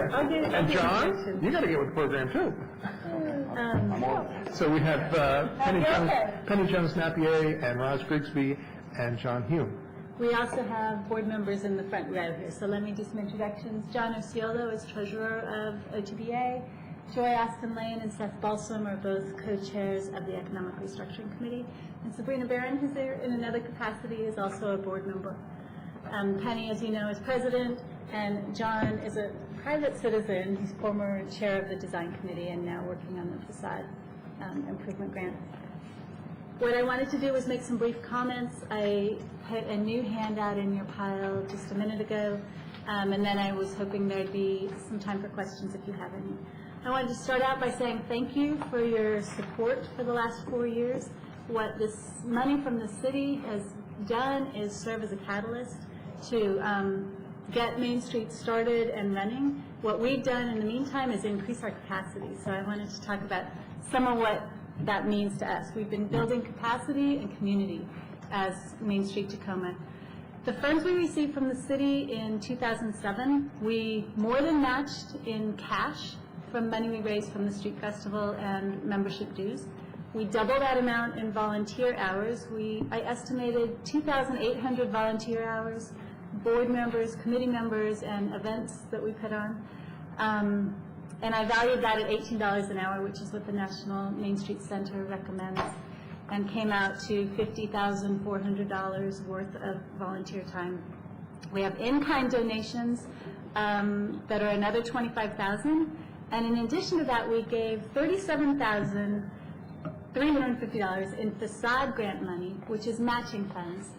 And so we leveraged an equal amount of that, a total of $74,700 in improvements in Old Town in the facade improvement grant.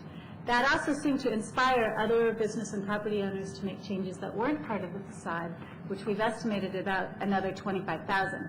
So your $25,000 investment in 2007, we've leveraged $100,000 input to Main Street Tacoma and another $100,000 in facade improvement. We think we give a good value for taxpayers' dollars that you entrust to our use.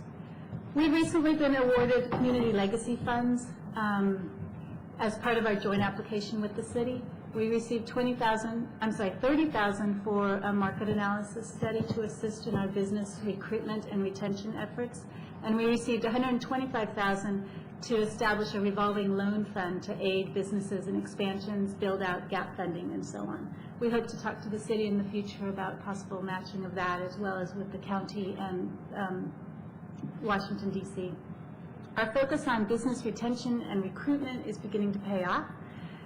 We've seen a number of new business openings. I think you have a pink-colored sheet, which was our April newsletter, and on the back we list new businesses that have opened in the last 4 months.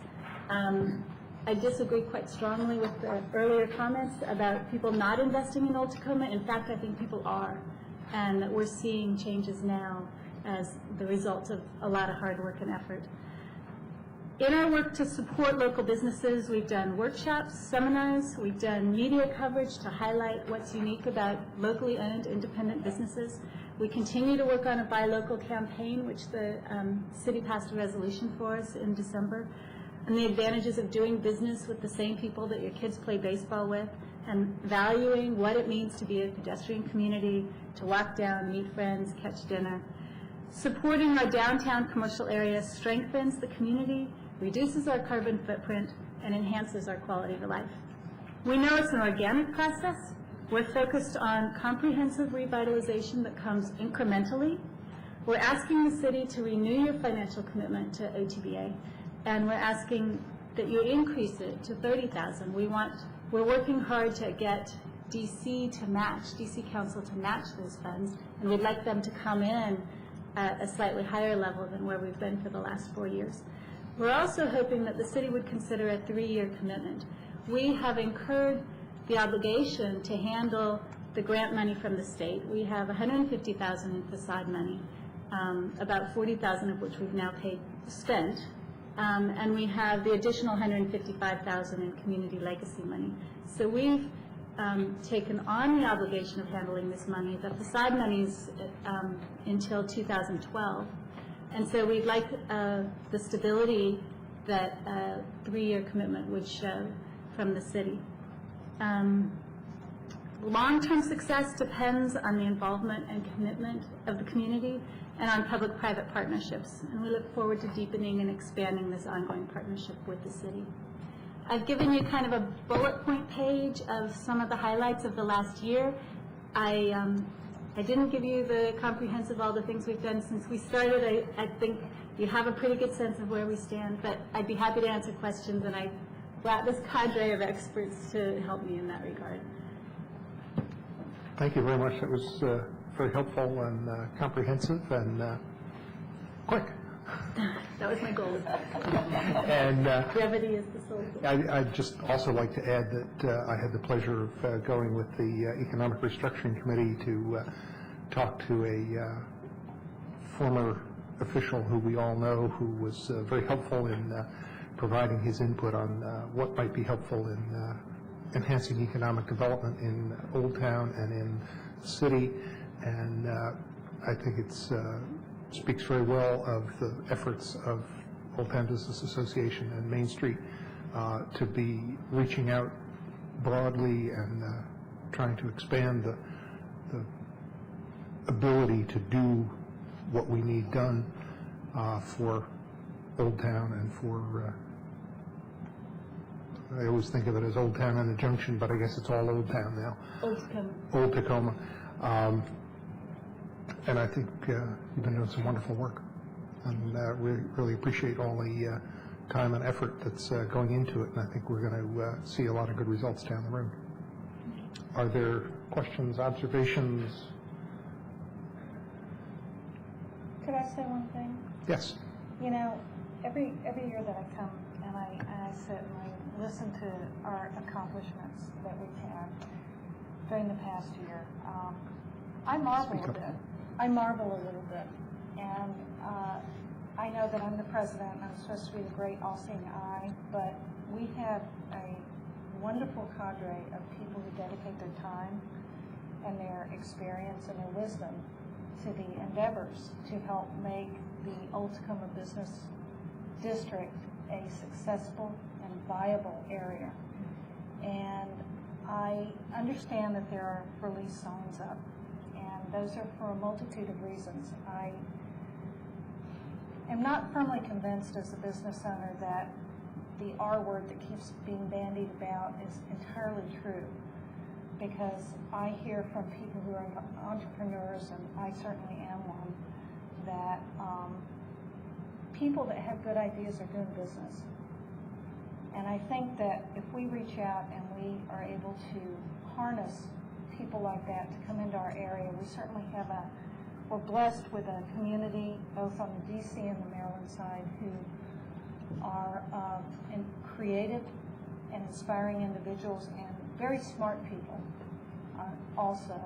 So I believe that we have a wonderful association.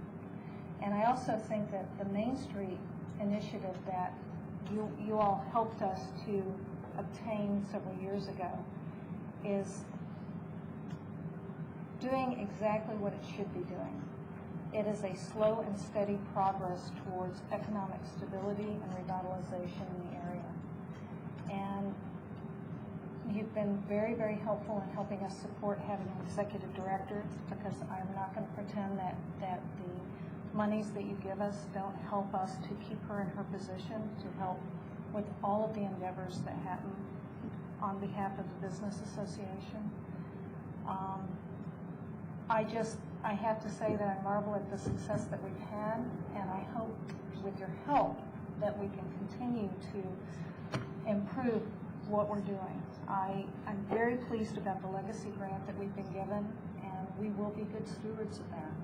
So I thank you for allowing me time to have some comments on this. Sure. Sarah, staff recommendations were different than what they've asked for. Do you want to say a few words about that? When the City of Tacoma Park, or the council, approved a resolution initially providing support for the Old Tacoma Business Association's Main Street program, there was a 3-year commitment regarding the execution of a memorandum of agreement. And part of that was a condition of the application process, where the organization had to prove ongoing or commitment on the part of the local officials. So you've done a 3-year agreement, and when that expired, you renewed it for a single year. Given some of the uncertainties regarding the budget, internally we're recommending that the memorandum of agreement be extended for a single year and that the funding be continued at the same level.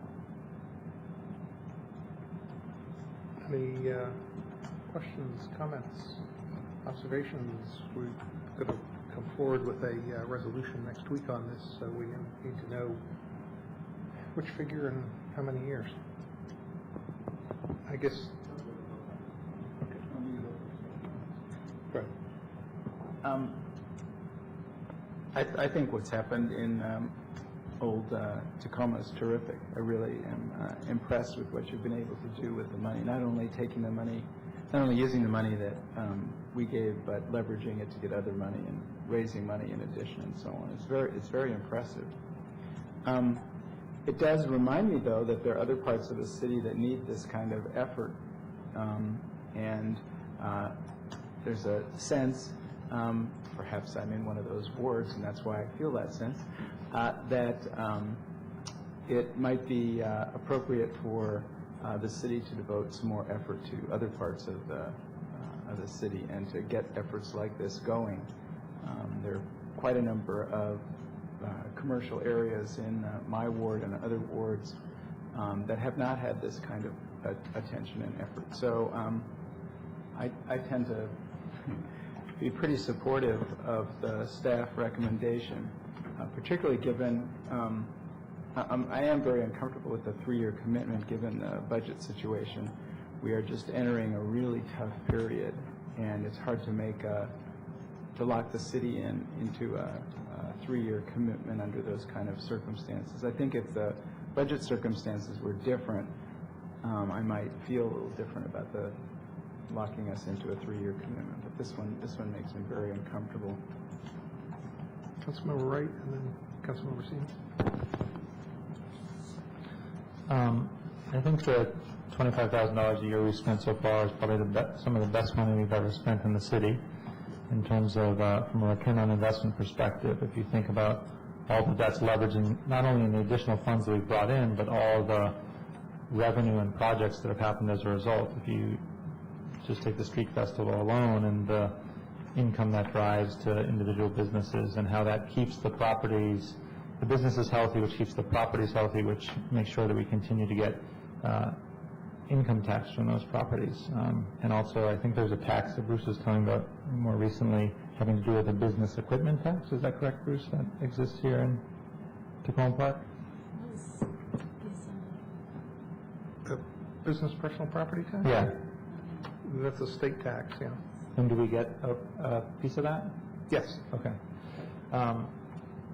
And so I think an additional $5,000 completely makes sense. I'm very sympathetic to Ruben's comments. I think to the comments that are probably coming from Terry, having to do with the commercial areas in his ward as well.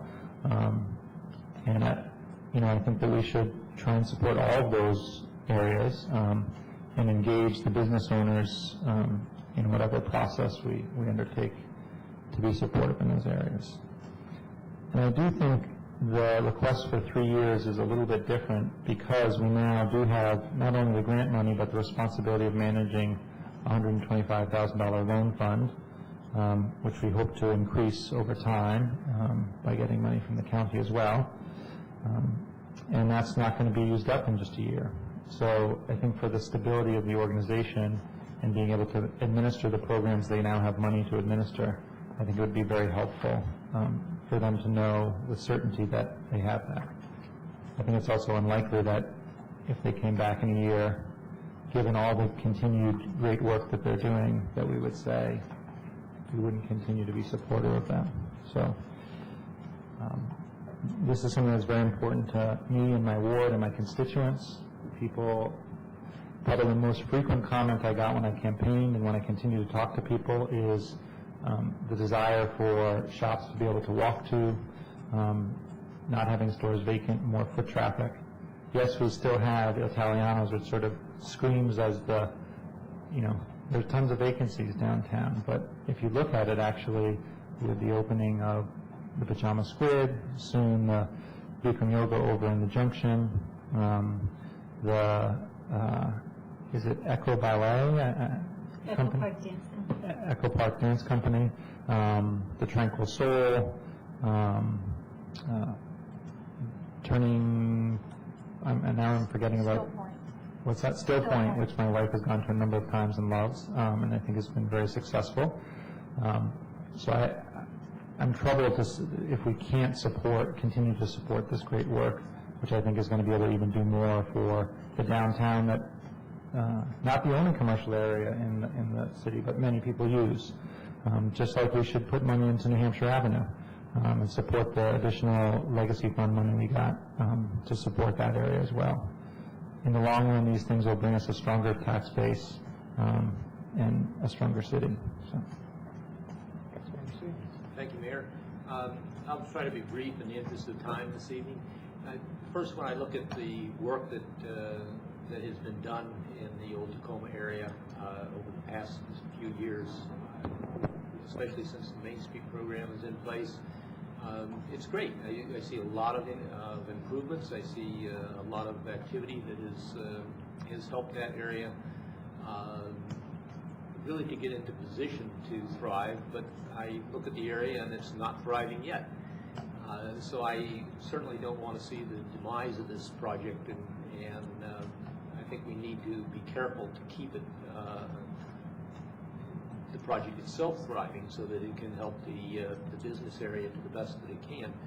But I have to be sympathetic to the comments that we've heard here, that we do have other business areas that also need similar types of programs. I'm hesitant to just kind of say, pull the plug and say, okay, you guys had a chance, and now we go on and go to some other part of town. So my suggestion is that, first of all, that we would set the level at $30,000, but then we would have a decreasing funding that we commit to over the following years, dropping that by $10,000 a year, so that you know that the funding is going to be decreasing, and you have the time to find the other funding to make up for what you're losing from the city, and at the same time you're kind of weaned off of the support that the city's been giving you. So that's my recommendation, that we fund $30,000 this year and $20,000 and then $10,000 for the following 2 years. Oh, and the other thing I was going to mention is that you mentioned the matching money, and I think that's important, but I think it should be a condition of the funding for the Grove Park if it's not already done. I think it has been. It was in the original MOU. All right, thank you. You mean the money that OTBA matches the city's contribution? Right. Is that what you mean? Yeah. Councilmember Clay. I would support the $25,000 funding for this year. I think I have to agree with Ruben that we're entering some uncertain budget times. There's a lot of volatility in what the property values are doing and what that means for income. While I anticipate that I would support the program next year, and if I ran for and was reelected to office the following, that I would continue to support funding for it. But I think this year I'd like to kind of hold steady. And I would say that we spend a significant amount of money in the Old Town area, not just on the Old Town Business Association, but on the farmers market, which I'm sure we'll continue to support, and money for the festivals that occur in the corridor. And I think I would like to see us, if we had some extra capacity at this point, address some of our other areas and try to strengthen some of the places, particularly in Ward 5, but in Wards 4, 5, and 6. I think that the New Hampshire Avenue Corridor project has helped kick off good conversation in the New Hampshire Avenue area. But I would also remind us that unfortunately, we don't get sales tax dollars.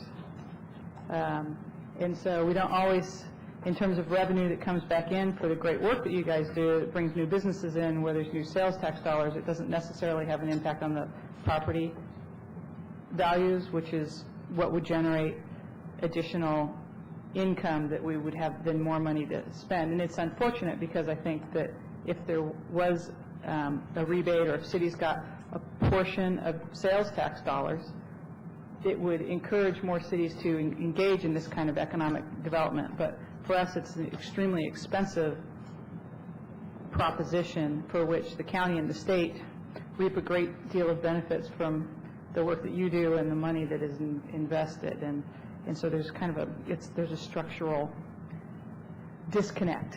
In another state, it would be a lot easier to say, gosh, there's all this value added to the work that you're doing, and let's return some of the value to your organization. But it's tougher here. Thank you.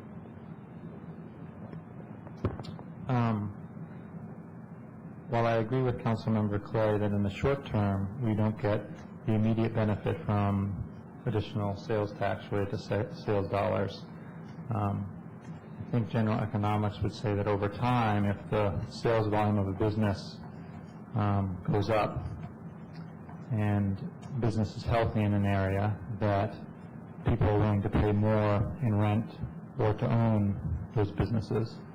And therefore, over time, in the long run, the increased business and sales dollars actually does benefit the city, because you get increased property tax over time. Okay, well, if we're going to engage in a debate from the dais, let me say that we're not. let me say that I did interview some of the people who chose to leave the downtown area and talk to them about what the basic economics of their decisions were. And one of the things that they reported to me was that they could rent space that was newer and had more amenities in nearby areas, which will remain nameless, for less than they were able to rent their downtown Tacoma space, which I kind of flabbergasted me. I was really surprised by that. But it did make me question, what that property value capacity is and how much more it could go up, and therefore provide us with additional benefits. Councilmember Robinson. I feel like I have to be a little careful, because I've been so involved in the Old Tacoma Business Association. So I applaud you for all that you've done, and I guess I have to take some credit for it, but I'll try to keep that to a minimum. But this Councilmember Seaman's comments remind me of a story that Nick Francis over in the Gateway Arts Coalition tells about nonprofits, which is the first couple of years everyone showers money on them because they're like a baby and they're so cute. And the third and the fourth year, it gets a little tighter because they're kind of like a teenager, and it's going to, well, are you going to be on your own soon? And then in years 5 and 6, it's, you're on your own now, right? And you can make do. Not all nonprofits are like that. You guys have a continuing business-related function that will continue.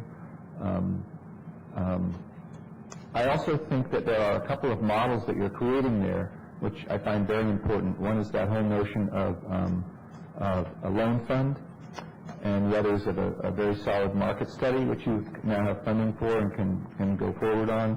And both of those could be models for other parts of our city, for Langley Park, or for Flower Branch Piney, or for New Hampshire Avenue. And I'm particularly interested in seeing you succeed well in those endeavors, so that those models, those experiences can be taken elsewhere in the city. Because I share with Ruben and Colleen, all of us, I think, that that taking your success and moving it elsewhere in the city is good for all of us, including our tax base and our business community. And my day job is counseling small businesses, so I have a very strong sense of what works in a business, and I see a great need in other parts of the city for good, solid counseling or good, solid help. And I think that the market study and the loan fund and your experiences would be helpful in that regard as well. So I may recuse myself from this vote because I've been so involved, but I just wanted to make those comments. Thanks for coming. And may I make a final comment if everyone else is? Sure. Were you going to say something? Go ahead. I just wanted to respond to some of the concerns that were raised. We know we're not the only commercial area in town. We're not trying to say we're the most important commercial area in town. But I do think that downtown, in any community, presents the possibility for a gathering place, for part of what gives a town its identity. What it means to be from Tacoma Park includes the historic area, it includes the festival that goes on when we close the street, it includes some of the things that happen in the downtown area. And I think that that is worth thinking about. The term John has used, if I can steal your phrase, is that downtown is the community living room. And I think that it doesn't make us special. It just is worth recognizing that in a town that was by design so disparate in terms of its commercial areas, that it's worth thinking about what does that mean for us. We didn't have a little town square where the courthouse is on one side and the library is on the other side and the businesses line up.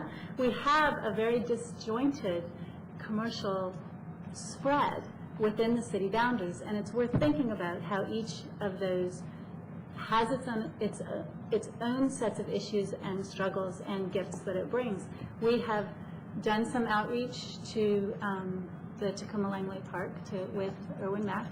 I worked with Melanie Isis when she was in her old position and in her new position with the city. I have not yet met her replacement in the Long Branch Business Association. I have done some outreach on some of the Maple Avenue businesses.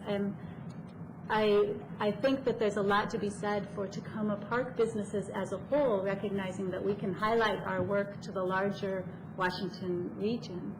And we have done some of that with diorama ads at the metro stations and print ads, that as Tacoma Park we have an identity, and that any individual business has a tough time gaining that recognition in the Washington metropolitan area. But Tacoma Park, as a city of something like 20,000, can't necessarily support all these businesses alone. So we have done a lot to try and bring Tacoma Park onto the radar of folks who live elsewhere and bring people into the town. That's part of the reason we do the festivals, so that people come and discover that there's a town here and hopefully come back. I also just wanted to mention that every Main Street community in Maryland receives some form of municipal funding. It's something that Main Street Maryland actually considers quite important. It's something that the National Trust considers important. I say that not to pressure you to fund us. I say that because I think it's a recognition that the kind of work we're doing is not something that's easily self-supporting, and it's not something that comes freely, that comes without a lot of effort and work behind it to try and put these things in place. They happen in historic areas, they happen in older business stock that has different sets of issues than downtown Silver Spring, but they happen in areas that are rich with potential and community capacity, and that's what we're trying to do here. And lastly, I think as far as developing models, I think there's a lot to be said for connecting with my counterparts in other areas, and we are working on that and trying to do that. I think small business, I think independently owned businesses are fighting a David and Goliath kind of battle, and it's not ever going to be the kind of playing field that Ellsworth Drive is, and we're not seeking to create that. What we're trying to do is say, this is a vibrant area with its own identity, and that's what we want to support. And I recognize the city has many needs, and that your job is to prioritize and make tough choices. I think it might be easy to look at Old Tacoma and say, well, you know, you guys seem to be doing reasonably well and your needs aren't as great. And I can't make those judgments for you, but I can say that I think we play a different role in the town. And it's worth knowing in that context what we're trying to do here. Thank you, that was good. I just wanted to try and wrap this up by saying that I've thought about various permutations and combinations of what your request is, what the staff recommended. Where I've ended up is thinking that this is an effort that we want to continue to support. We need to recognize that we have other areas that we want to foster with this type of improvement and involvement. In other areas in the city, we also have other competing interests for the money. You got community legacy funds. I know Historic Tacoma feels badly that they didn't get community legacy funds. And so we kind of helped them a little bit earlier this evening with a little bit more money. And I feel like maybe the appropriate way to proceed with this next week is to make the commitment to continue to work with you and make it a 3-year commitment, but keep it at the $25,000 level. And that way you've got some surety of ongoing support and liaison with the city. And we just recognize that we'd love to give you more, but we just better hold back at this point. Did you have a comment? No, I was trying to figure out what staff had to run with. And do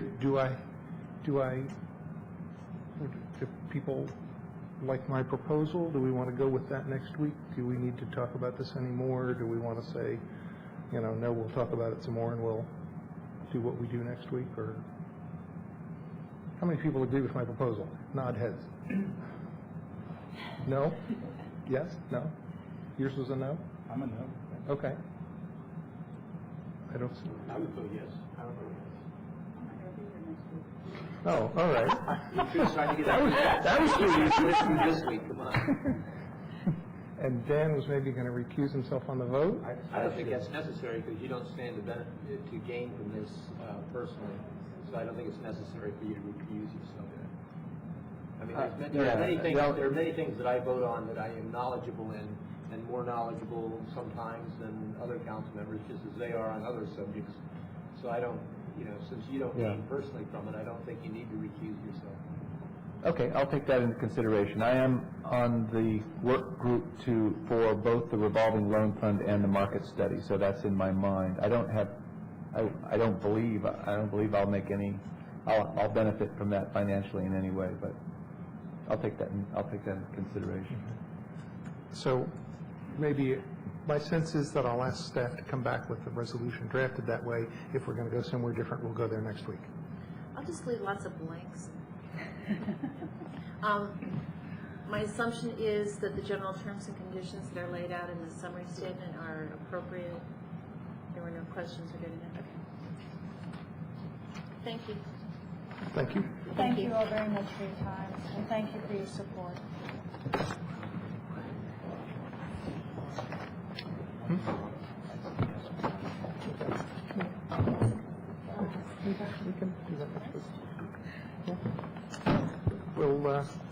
We will continue to tweak this next week. You need to continue to lobby. If I may, just very quickly, I didn't want to let the council know. Obviously, I will be getting my proposed budget for FY09 out to the council on Friday. I did want to share with the council. Right now, that budget does contain $25,000. If the council's decision is otherwise, then we can deal with that through the reconciliation process. Right. I don't think that'll change from 25,000. I think it's a question of 1 year or 3 years. Yeah. Now the discussion of the proposed MOA regarding funding with the Crossroads Farmers Market. And Sarah just sits at the table. I'm not moving anywhere tonight. Joining me this evening is John Hyde. Slowly, John. You may recall Mr. Hyde and Michelle Thornack were here before the council on March 3rd to give you an update on the Crossroads Market and to present a proposal for funding for the the 2008 market season. During that discussion, a request was made that the organization prepare a business plan, and that has been done and is included with your packet. We have also laid out the sort of the broader points of any items that we would include in a memorandum of agreement regarding deliverables and identifying where the funding might come from if you were to agree to proceed with providing funding to the market for this year, and noting that it does overlap 2 fiscal years. Of the $25,000 that was requested from the organization, which would be matched on a dollar-for-dollar basis, roughly $10,000 of that would come out of the FY08 budget, and the balance coming out of the FY09 budget. I recognize that there are many more months in FY09 than there are in FY08, but there are more expenses in FY08 in terms of initiating the promotions of the market. And with that, do you have any questions? Did you want to say? John, did you have any? I think you're all familiar by now with the Crossroads project and what it is that we're trying to accomplish. It has several different components, but at bottom it's an attempt to provide access to fresh fruit and vegetables to an area of Tacoma Park and adjoining Langley Park that we feel is underserved at the present time. It's an area with a lot of challenges. It's growing very fast. I suppose directly relates to the previous discussion, which is that this is an attempt to provide economic development and a community amenity to an area of another area of Tacoma Park that is a very vibrant commercial area. We feel deserves to have the same access to good nutrition, to fresh fruit and vegetables as the old Tacoma area. It takes a while to establish a farmer's market. As I think I may have mentioned the last time, when the old Tacoma farmer's market started in 1983, it was not uncommon to go 10 or 15 minutes between customers. We are often underway, but it takes a while to get established with a market like this. As you'll notice, the business projection that we provided assumes that our need for grant support would reduce dramatically next year and then would zero out in 2010.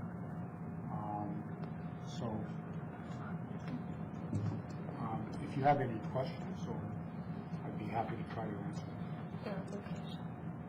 answer. I had hoped that I might be able to tell you the location of the market this evening. We have to move because of construction on New Hampshire Avenue. I thought we were going to have an answer late last week. We don't yet. We're still awaiting final word, but I think when we, I hope, receive final word, it's going to be very good news. I think it'll be an ideal location for the market and would be still within the Crossroads, but would be very visible and accessible to the people of that area. Negotiations drag on, I'm shocked.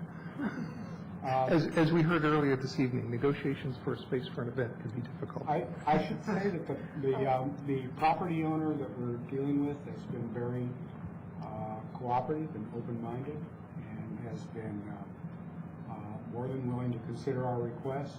We've provided assurances on various matters that they raise, such as security, trash collection, insurance, other areas that are certainly legitimate business concerns of theirs, and it's just taken a little bit longer than we had planned. Sure. Erwin Mack, by the way, has been very helpful in dealing with the property owner and is very supportive of the Crossroads project and very eager to see it continue. Good. Councilmember Siemens. I was just going to say that I view this project as much as a community development project as it is an economic development project. I think it's important to kind of vitalizing the community and the neighborhood in that area. So you have my support on this request. We hope that it will be a community development. That's one of our goals, and certainly one of the byproducts that we hope for. I think it would be foolish at this point not to support this request, given the fact we've already made an investment in the project. Councilmember Snipper. Yes, I agree with Councilmember Siemens as well. I particularly like, as Councilmember Siemens pointed out, the fact that the subsidy actually declines. Essentially, over time, it was $25,000. Now it's actually less than that, and because it's spread out over a longer period. I think that is a good model. I've been really impressed with the market.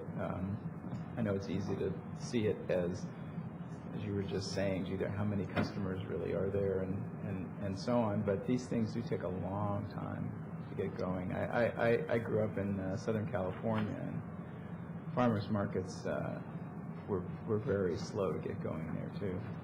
They take a while, but I must say what we have going for us is an explosion of interest in local food and in fresh local fruit and vegetables. And that, as any of you who have been to the Tacoma Park Farmers Market in the Old Town area have no doubt observed recently, has absolutely exploded. We have huge crowds, even at this time of year, and in the summer it's been phenomenal. And we're hoping that those 300 customers that we averaged last year will be 500 this year. We are actively pursuing Councilmember Wright's suggestion of a market basket, which would provide fresh fruit and vegetables from our farmers to subscribers. Signing up. We'll be there. But we think it's an excellent idea. We think there would be a lot of interest in it, and it would provide a guaranteed stream of income to our farmers. And after all, for them, this is a business. I mean, they're not doing this for social reasons. But even though it provides a social benefit, but for them, this is a business, and they have to make a living. Well, I live across the street from Mike Tabor, so I hear lots about the life of a farmer.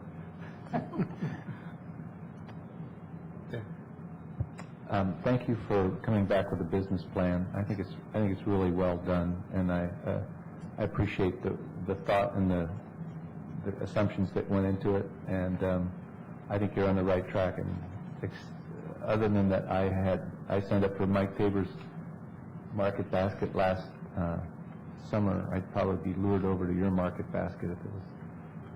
So keep up the good work. Thank you. I meant to mention that Michelle regrets that she could not be here. She's attending services for a friend. Well, I also wanted to commend you in getting, is it Mr. Brown, to the speaker that's coming on the 29th? Yes, Lester Brown. Lester Brown. I hope you'll all attend the reception. Yeah. We would love to have you as our guest. Lester is a very widely known environmentalist and economist, and a lot of the things that he's been predicting for the last 20 years are unfolding right before our eyes. So yeah. It's going to be a very important lecture, I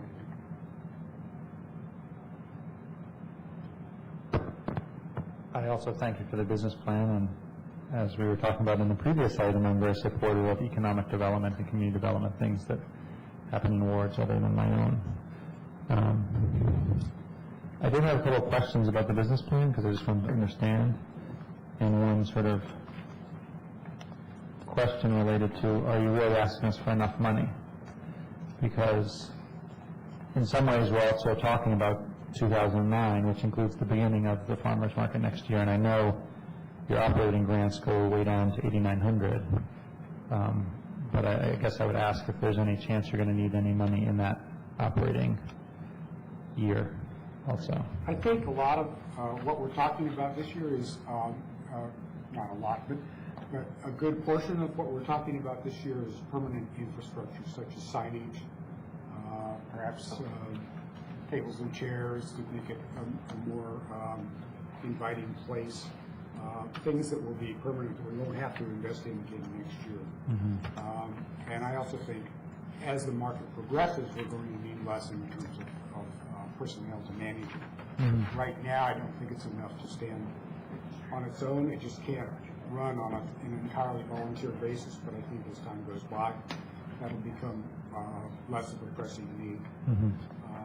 As many of you may know, the Tacoma Park Market has, since its beginning, has operated without any sort of paid management. It's entirely a volunteer effort on the part of the farmers and of citizens of Tacoma Park. We are strong enough now that we don't need that. We don't need any support from the city. But this is a young market, and it's an innovative plan. It has a lot of different parts, and I think it needs some support at this time. Okay. How many vendors, I was noticing you're not charging stall fees in Right. 08. How many vendors did you have last year on We average? started with 10, we ended with about 6. Okay. And in 09, you're hoping We'd to like get to up, start with 10 again this year. in 2009, you're hoping to get up to 12? Yes.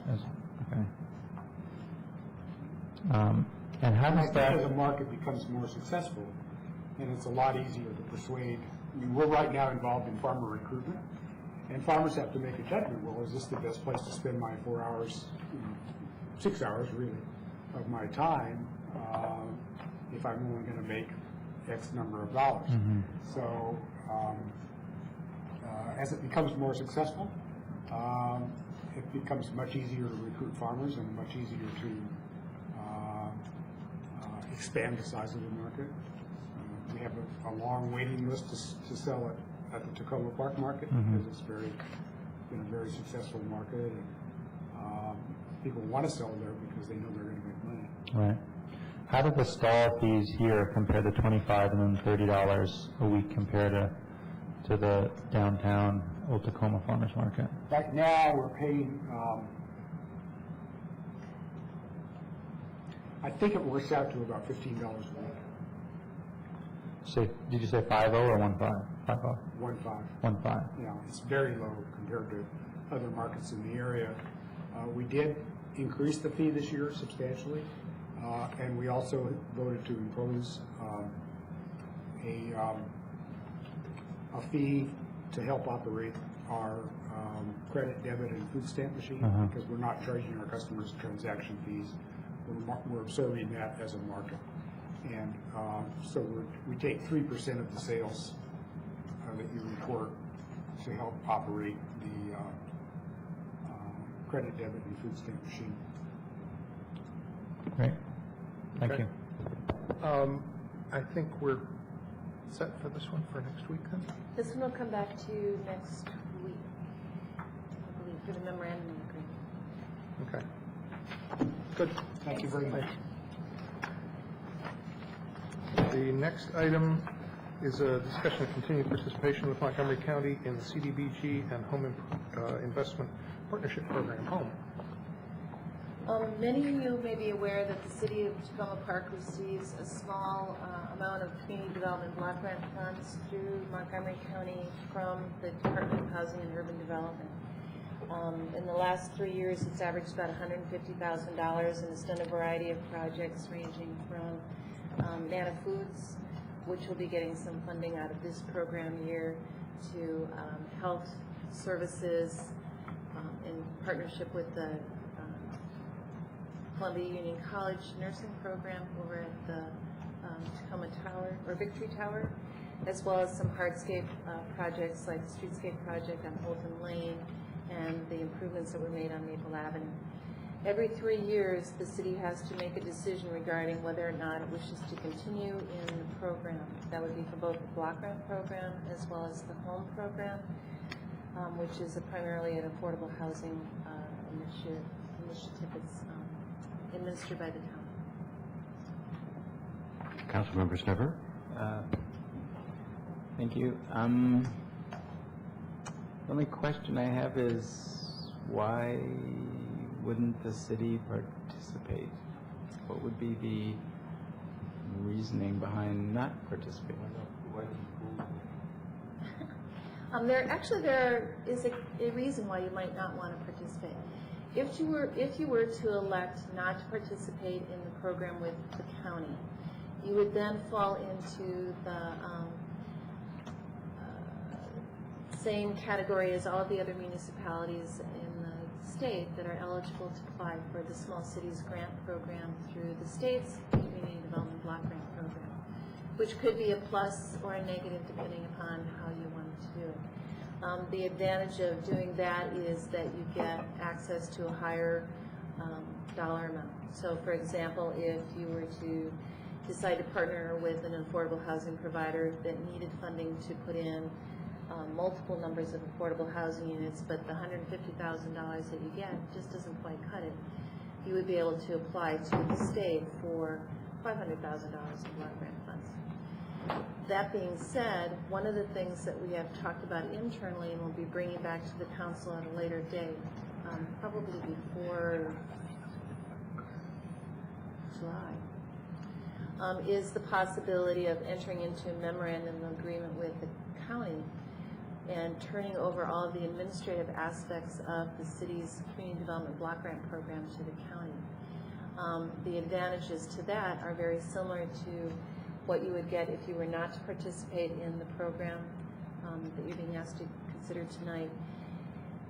Reason being that you would then have access to all of the county's community development block grant funds, and again would not be limited to the $150,000 that you are limited to now. You would not have a negative impact on any of the community service organizations that you fund, and it would give you greater access to more significant amounts of money for capital projects that you might wish to undertake. The challenge with that is that you have to identify a specific project that you want to do, and then you have to submit an application and apply to the Montgomery County Council for authorization or award. Frankly, you guys are very good about, you are not shy about asking for money from the county council, and are well regarded, so that in a sense that would give you some greater flexibility to do larger projects that are very specific with access to additional funding without necessarily impacting Manna Foods or some of the healthcare programs that we do. It would also speed up the process, because right now we're 18 months. It takes at least 18 months from the time that you award funds to when the organization actually gets access to the funds. But we'll bring that proposal back to you probably in June. Regardless of what you decide to do at that level, if you were to continue to participate in the program with the $150,000 from Montgomery County, or funneled through Montgomery County, you would need to agree to participate at this level and to enter into this cooperation agreement. That was as clear as mud, right? I came back in the middle of it, but I thought, oh boy, I'm not getting something there. I think you have to dumb it down for me to about 20 words. We could opt, let me see if I got it. We could opt out of this program. Right. And therefore have access to state funds. If we had a specific project in mind, we would compete with other like municipalities who weren't part of this program. Correct. Okay. But in a sense, this is a bird in hand. This is a bird in hand. It's the bird in hand thing. So, and then the last part of your explanation about we wouldn't endanger some funding? And it's an aside issue.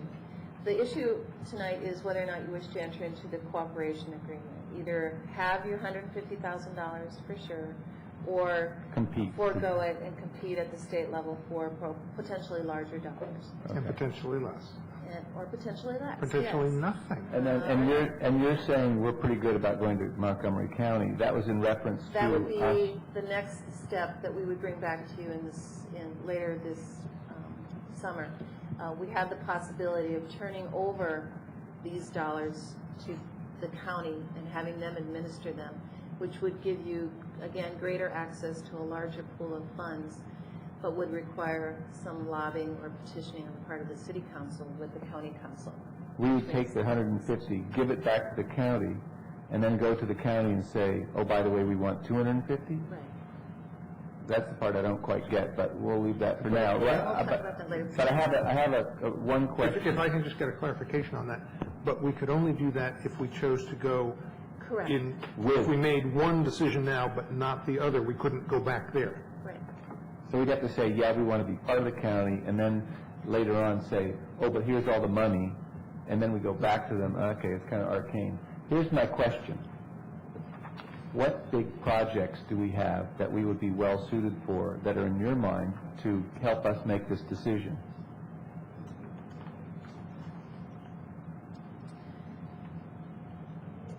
Projects that are immediate? None. And for that reason, I would strongly recommend that you enter into the cooperation agreement with the Okay. Montgomery County. All right. Well, and if that's the case, and that's your I see that there's a risk factor in letting it go, but that if we have a really humdinger project, that would be worth letting it go, maybe. Correct. Okay, so what I want from you next year is 2 or 3 humdinger projects that sweeten the pot for us to consider the risk of letting it go. Otherwise, right now, you're not giving us any choice. Right, and we're not recommending that you let it go. Right. So, in a sense, I feel like it's it's a kind of a false choice. And I'd rather see you as staff come to us and offer us a real choice. This doesn't appear to be a real choice. But it could be a real choice if there were something even coming back for that part 2 of the decision of whether to turn back in the money to the county. Then we can use that same decision process for that one. So do you have something in mind for that? Not specifically at this point. The decision right now is if you were to decide to go ahead and enter into the cooperation agreement, basically you're maintaining the status quo, that you have this pot of money that you can administer. If you elected not to enter into it, then as projects developed, you would have to compete at the state level for the small cities program. Well, I'm looking for I'm sorry, I just want to finish it up. I'm looking for proactive, a proactive sense from you to help us make either this decision, or if we decide now to stick with the county, come August or whenever it is, September, then you have a second chance in my eyes to come back and say, look, here's another real choice. This one to me is not a real choice, but you come back, give us a real choice. Every year when you make decisions regarding the community development program, those are projects that are initiated generally by the city staff as far as specific projects. So that's where we go and we do that at that specific point. Okay. Councilmember Clay and then Councilmember Wright. I get to comment and vote on this now because I don't work for HUD anymore. Oh, that's right. You couldn't have done that. I can. So I, of course, think that we should stay with our current process. I guess if I had to choose between giving up to the county and giving up to the state, I'd probably prefer giving up to the state because I think we have a good state delegation and more leverage in that aspect than we do with the county, but that's just my personal perspective. When I look at the fact that the county stopped paving Sligo Creek Parkway at the Tacoma Park border, they blacked us out on the street light mapping project, even though we pay taxes in for that. When they want to work on a county park in the city, they ask what the city's going to contribute to it, and now we're talking about the Piney Branch Pool again tonight, which is county resource, and they want to know what the city's going to kick into it. It doesn't give me a lot of confidence in our ability to compete in that pool. But I do have an example of why you might choose to go with the state. So we've decided that affordable housing is where we're going to put our money in from the CDBG grant program for the foreseeable future. It's $150,000 a year. There's not a lot there's not a big impact you can have in affordable housing with $150,000 a year. But if every 5 years you got, what would that be, $750,000, you could maybe have a bigger project and have a big splash. And so, and you'd only have to, administer it once every 5 years or so. So There is, I think, some level of equity across the country when things are given out in the pools and they look to mix it up some. So you could have some confidence that it would come back around you at some point when you were ready with a good project.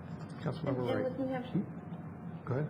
and with New Hampshire Avenue, in terms of the redevelopment efforts, a project like that is a possibility in terms of the mixed income residential and the mixed use things that people have been talking about with us. And it crosses 2 counties, and therefore we get more points in the process. So that's another reason why you might do it. Like Colleen, if we were going to give things up, I would more likely want to do it with the state, because I think the county would view it as another source of money that they're giving to us, and sort of look at it with all the other money and sort of say, well, we're already giving you this for this project, so I'd be very hesitant to do that. But I think in the current, this 3-year decision, because it's a 3-year decision, right? I think we should stay with the county, because I don't think, I mean, it's nice, this idea that you could apply for bigger projects, but then we actually have to put in the effort and resources to write the grants and make the proposals. And I'm not so sure that that's the way we want to spend our time right now. And since we don't have anything in the hopper that we really want to have a big project on, I would vote for continuing to stay with the current relationship. Just as a point of clarification, we do that now at the staff level with the capital projects that we present to you. We have to prepare and submit an application that goes to the county. You review the projects and don't actually see the application except for the budget numbers and things like that. But we go through that process now. Sounds like we have some interesting possibilities in the future for potentially going to the state if we come up with some good projects. But it sounds like tonight our decision is pretty much to stick with the status quo. Is there anybody who's feeling like we don't go there? So next week we'll go with the status quo on our resolution. I believe this might be on your consent agenda. Okay, good. Thank you. Thank you.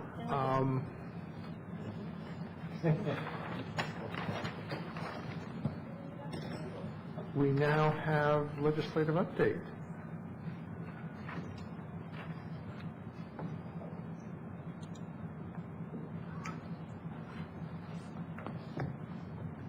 But you're not Sarah. She could do it. Good evening. I'm just passing out the draft testimony I've already emailed to you for the County Council's public hearing tomorrow night on the capital and operating budget for FY09. Mayor Williams, you're scheduled to testify first at 7 a.m.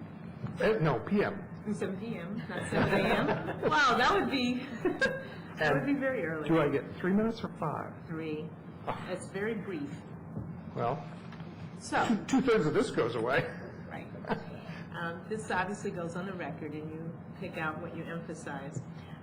What I have done is, in drafting this, is look to the kinds of comments that you have made and the concerns that you've made over time, and also gone through the county executive's proposed operating budget and proposed capital budget for FY09. The main topics are, I think one of the things that I guess I just want to say is that in my opinion, the county executive's budget was a fairly responsible budget for a very tough economic time, and the city of Tacoma Park is not being hurt much in this budget, and I think we should thank them for that proposal. One of the things that I have found in the past is that sometimes if you don't point out things that are in a proposal that are good, they go away, and so it is important to thank people when those items are there. There are, of course, some other things you're asking for, but I did want to identify why those things are included in this draft. I do mention our concern about WSSC's capacity for undertaking their major infrastructure improvement program. I talk about our request for the county to pay for the renovation of the 2 Tacoma Park bridges over Sligo Creek that the city owns. I mentioned the interest that we have in the county paying to reopen the Piney Branch Elementary School pool. I mentioned thanking them for a very pronounced investment in Montgomery College and in the Tacoma Park Silver Spring campus. In terms of public safety facilities, we thank them for the fire station number 2. And I have a question here about what, if we are to say something about the ladder truck, and I know that's been an issue before. I don't know if there's a preference on that, or, I don't know, Mayor Williams, you've had more discussion about that than most. So. Yeah, and I've been I've been providing the city manager some information, and we'll talk about that tomorrow and decide what we're going to do with that. That's fine. One of the few items that is increased in the proposed county executive's budget is money for pedestrian safety, both for safety audits and for fiscal improvements. In terms of financial security, any time in a challenging economic time, you want to make sure that you don't cut into the base fiscal health of our communities. We want to encourage remind them that the Revenue Sharing Task Force is doing its work, and that we're looking forward to those recommendations, and we'd want to see a fair outcome on the requests when those recommendations go forward. We mention again the importance of investing in the New Hampshire Avenue corridor and the long-term economic benefit that that'll have for both Tacoma Park and for Montgomery County, and also for Prince George's County. The Purple Line is a major issue in the County Council right now, and they have been identifying funds for certain aspects of the Purple Line. We'd like to encourage those to continue in the Tacoma Park area. They've just identified some funding for some of the areas in Bethesda that did need to have some investment. And I mentioned protecting the most vulnerable. Anytime monies are tight, it's harder for certain people to make ends meet. And one of the things that is a vulnerable population in a tight time are school children, because if they miss a few years in a quality environment, it is detrimental. So we're urging the continued advancement of the Tacoma Park Elementary School expansion project. Identifying, there's also an increased commitment for affordable housing funding in the county executive's budget, and including an increase in rental assistance money, which I think was a particularly nice feature. And we recognize that one of the things that the county executive is proposing is a fairly significant tax increase, and we have to recognize that will affect our residents. And I think asking that the county council be very careful about how our most vulnerable citizens are affected by that is important. One of the things that was interesting is that the county executive is proposing a pilot program in the use of biodiesel fuels. We actually have a very long history of use of biodiesel fuels, and so I think it's nice to mention that and to indicate that we're happy to share our expertise and experience with that. Also mention that we'd like to participate in the planning for the 311 constituent response program that the county is trying to get up and going. And I think that's it. If there was something else that people want, please let me know. And Bruce, you were going to work on this, I guess, a little bit tomorrow to make it read for you. Yes. I wonder if you have a sense for what kind of cutbacks the county may be planning for social programs, because that's one of the biggest impacts that Tacoma Park could feel. There were some mention of cutbacks on some of the health programs. It was a little bit difficult, frankly, for me to understand what the impact of that is, because there were also some new proposals to try to ameliorate that.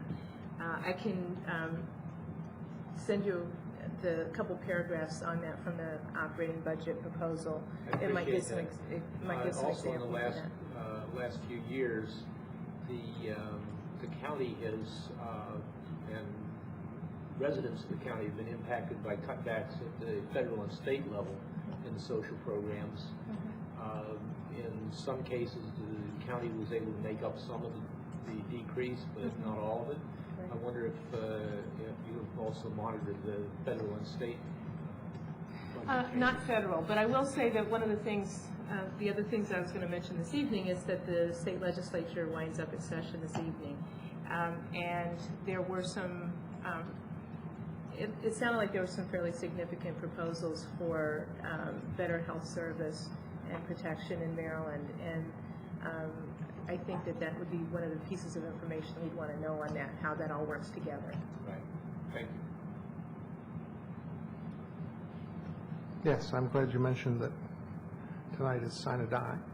And if they're as exhausted as I think they are, they'll probably actually adjourn at midnight. But if they're ready to go a few more rounds, they'll just hold the clock at midnight and keep going.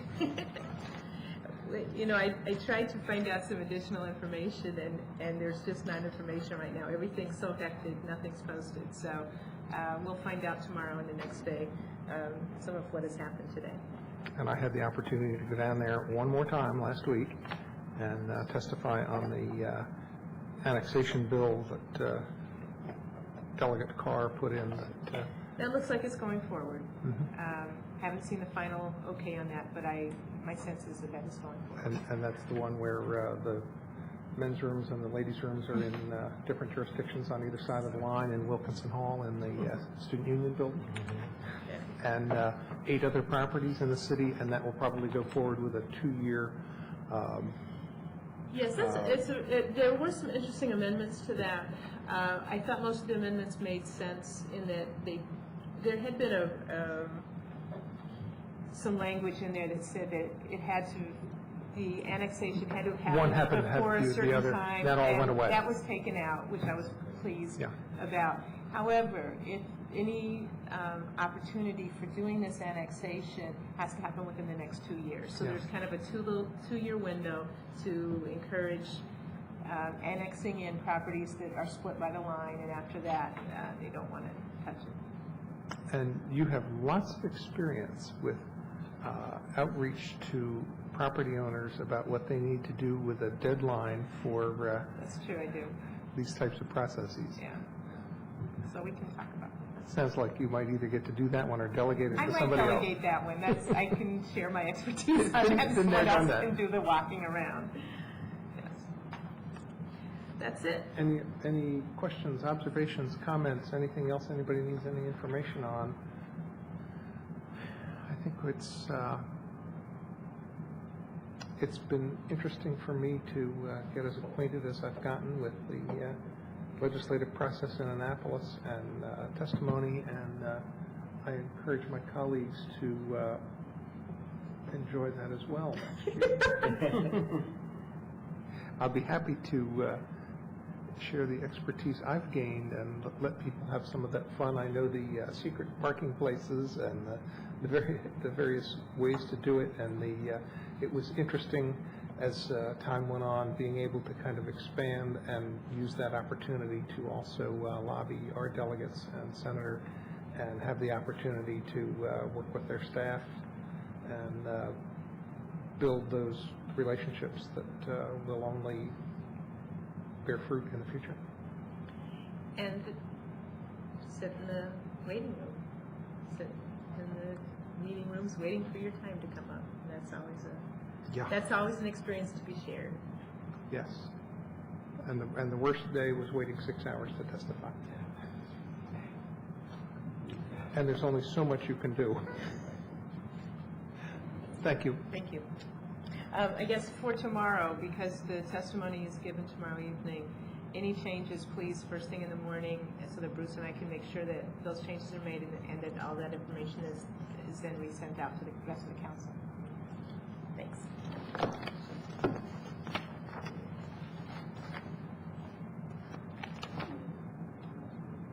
And our final agenda item tonight is a Piney Branch pool funding update, and I'll be happy to try and do the short version, and any of my colleagues who have been involved in that process, please feel free to weigh in.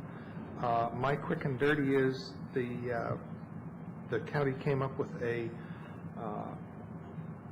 on a fairly short time frame, they came back with a proposed way to deal with separation of the pool from the rest of the elementary school to try and make it so that it was easier to set up community use.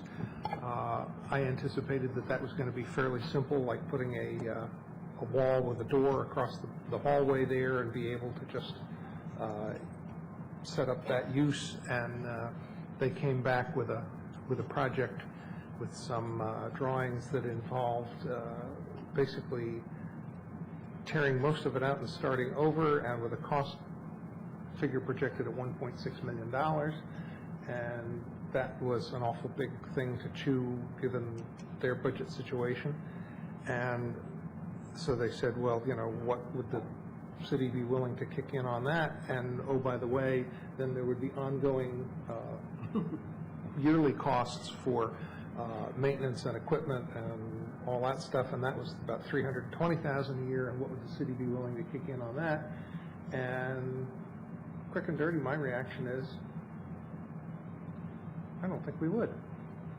I went into it thinking that we could kick in something on a small capital project and make it happen, and then have the county have an improved situation at that pool that would have easier community access. I'm feeling like, for a variety of reasons, that isn't about to happen in the near term. I'm very disappointed in that. I think we've tried to work this process to open this facility back up, get it available for the kids in school, get it available for the community. I don't see that happening anytime soon. I think our message to the county needs to be, and I can say that tomorrow night, this is a county facility. It needs to remain a county facility. Don't foist it off on us. We're willing to work with you. We're willing to contribute in some small way. Monetarily, we're willing to contribute in some staff time and effort in trying to make this more used by the community. But I think, in many ways, the budget situation at the county and a number of other factors are combining to turn this into something where, if we said yes now, we would be taking on some huge costs that haven't been ours, shouldn't be ours. We need this resource in the community, and it should be provided by the county. I agree. People would rightly accuse us of going off the deep end. And setting a terrible precedent, I think. Okay.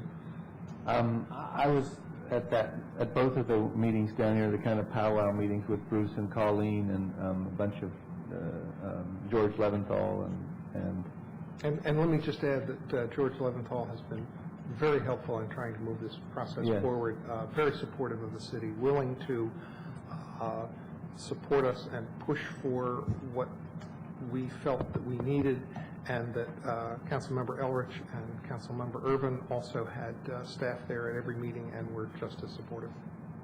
What is kind of part of what's at stake, at least is my take on it, is that there's a pool in Piney Branch Elementary, and there's a gym in Piney Branch Elementary, and there's a all-purpose room in Piney Branch Elementary, and that bottom floor was designed to be community accessible by the community, and there are doors all over the place that can be closed so that it is accessible to the community.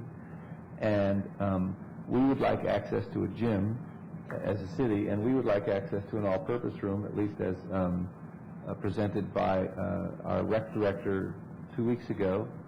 And the woman, Jenny Gong, who is the ICB, or the coordinative body person for the county, was at both of these meetings.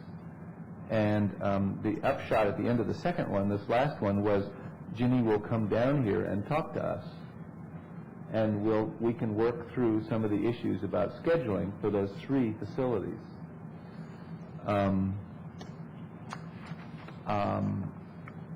Our rec department was not represented. I came away from both feeling that it was a kind of a bureaucratic nightmare that wouldn't go away or couldn't be resolved. But I'm still hopeful that Ginny will come down and work with us and talk with us, either as, on the council or as our rec department. And it was, I sense and I see that it was unsatisfactory in the end from a financial perspective, but it was, to me, very unsatisfactory from a bureaucratic perspective. And I was very disappointed. Maybe I'll be proved wrong on that one when Ginny comes down. Sounds like a song, When Ginny Comes Down. But so far, I'm not convinced. I just had a question, Bruce. Was that $1.2 million plan or whatever it was? 1.6. 1.6, did they say that's the only possibility? There's no way we could do it any other way? Or was your sense maybe they also were trying to get their locker rooms refurbished at the same time? We kind of went there, and my sense was that for ADA and fire marshal and a number of issues that they had to reconfigure stuff. We had that same question. I didn't come away with a sense that they were trying to kind of jack it up to a bigger project to make it unattainable. I would also point out that since we last met here, we had the tour of the Greenbelt facilities, and we saw the Greenbelt pool, and we saw the types of activities that can happen. We saw the types of issues that they have faced in establishing their swim program, their recreation programs, their skate park, any number of things, and I think there was a lot to work with from an understanding of what they do, how they do it, the issues they face, and in some of these issues we have allies who can help us get where we need to be on things like access to a pool.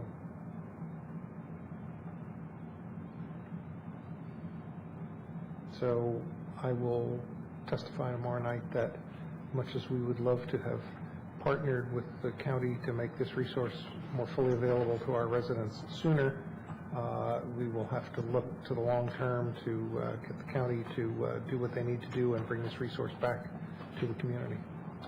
And there, Ginny at one point, and George and others, it kind of came to a point where Ginny said, well, I don't need to control these areas so much, and it should be straightforward to get the control back to Tacoma Park, and really we do it for nothing, and it's just a cost-plus situation, and a lot of comments like that came out.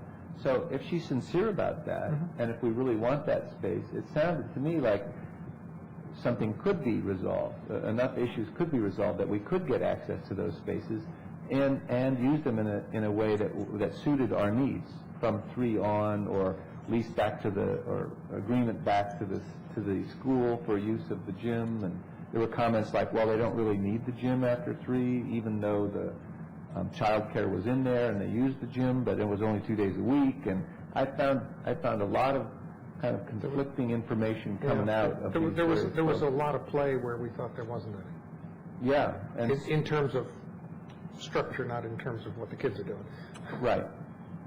So if we, as a council, want more recreational opportunities 50 feet away, the hopeful thing was we just have to work it. I think that's correct, and I think the takeaway from this is that we need to determine the appropriate level to have that discussion with Ginny Gong and the ICB, and get some things straightened out and more programs available. And this, if there's a silver lining in this, that may be it. Right.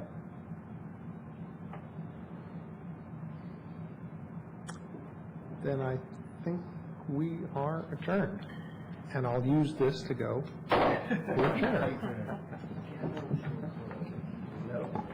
No, that's you. Is it yours now, or did it? That was here, and I said, Very close.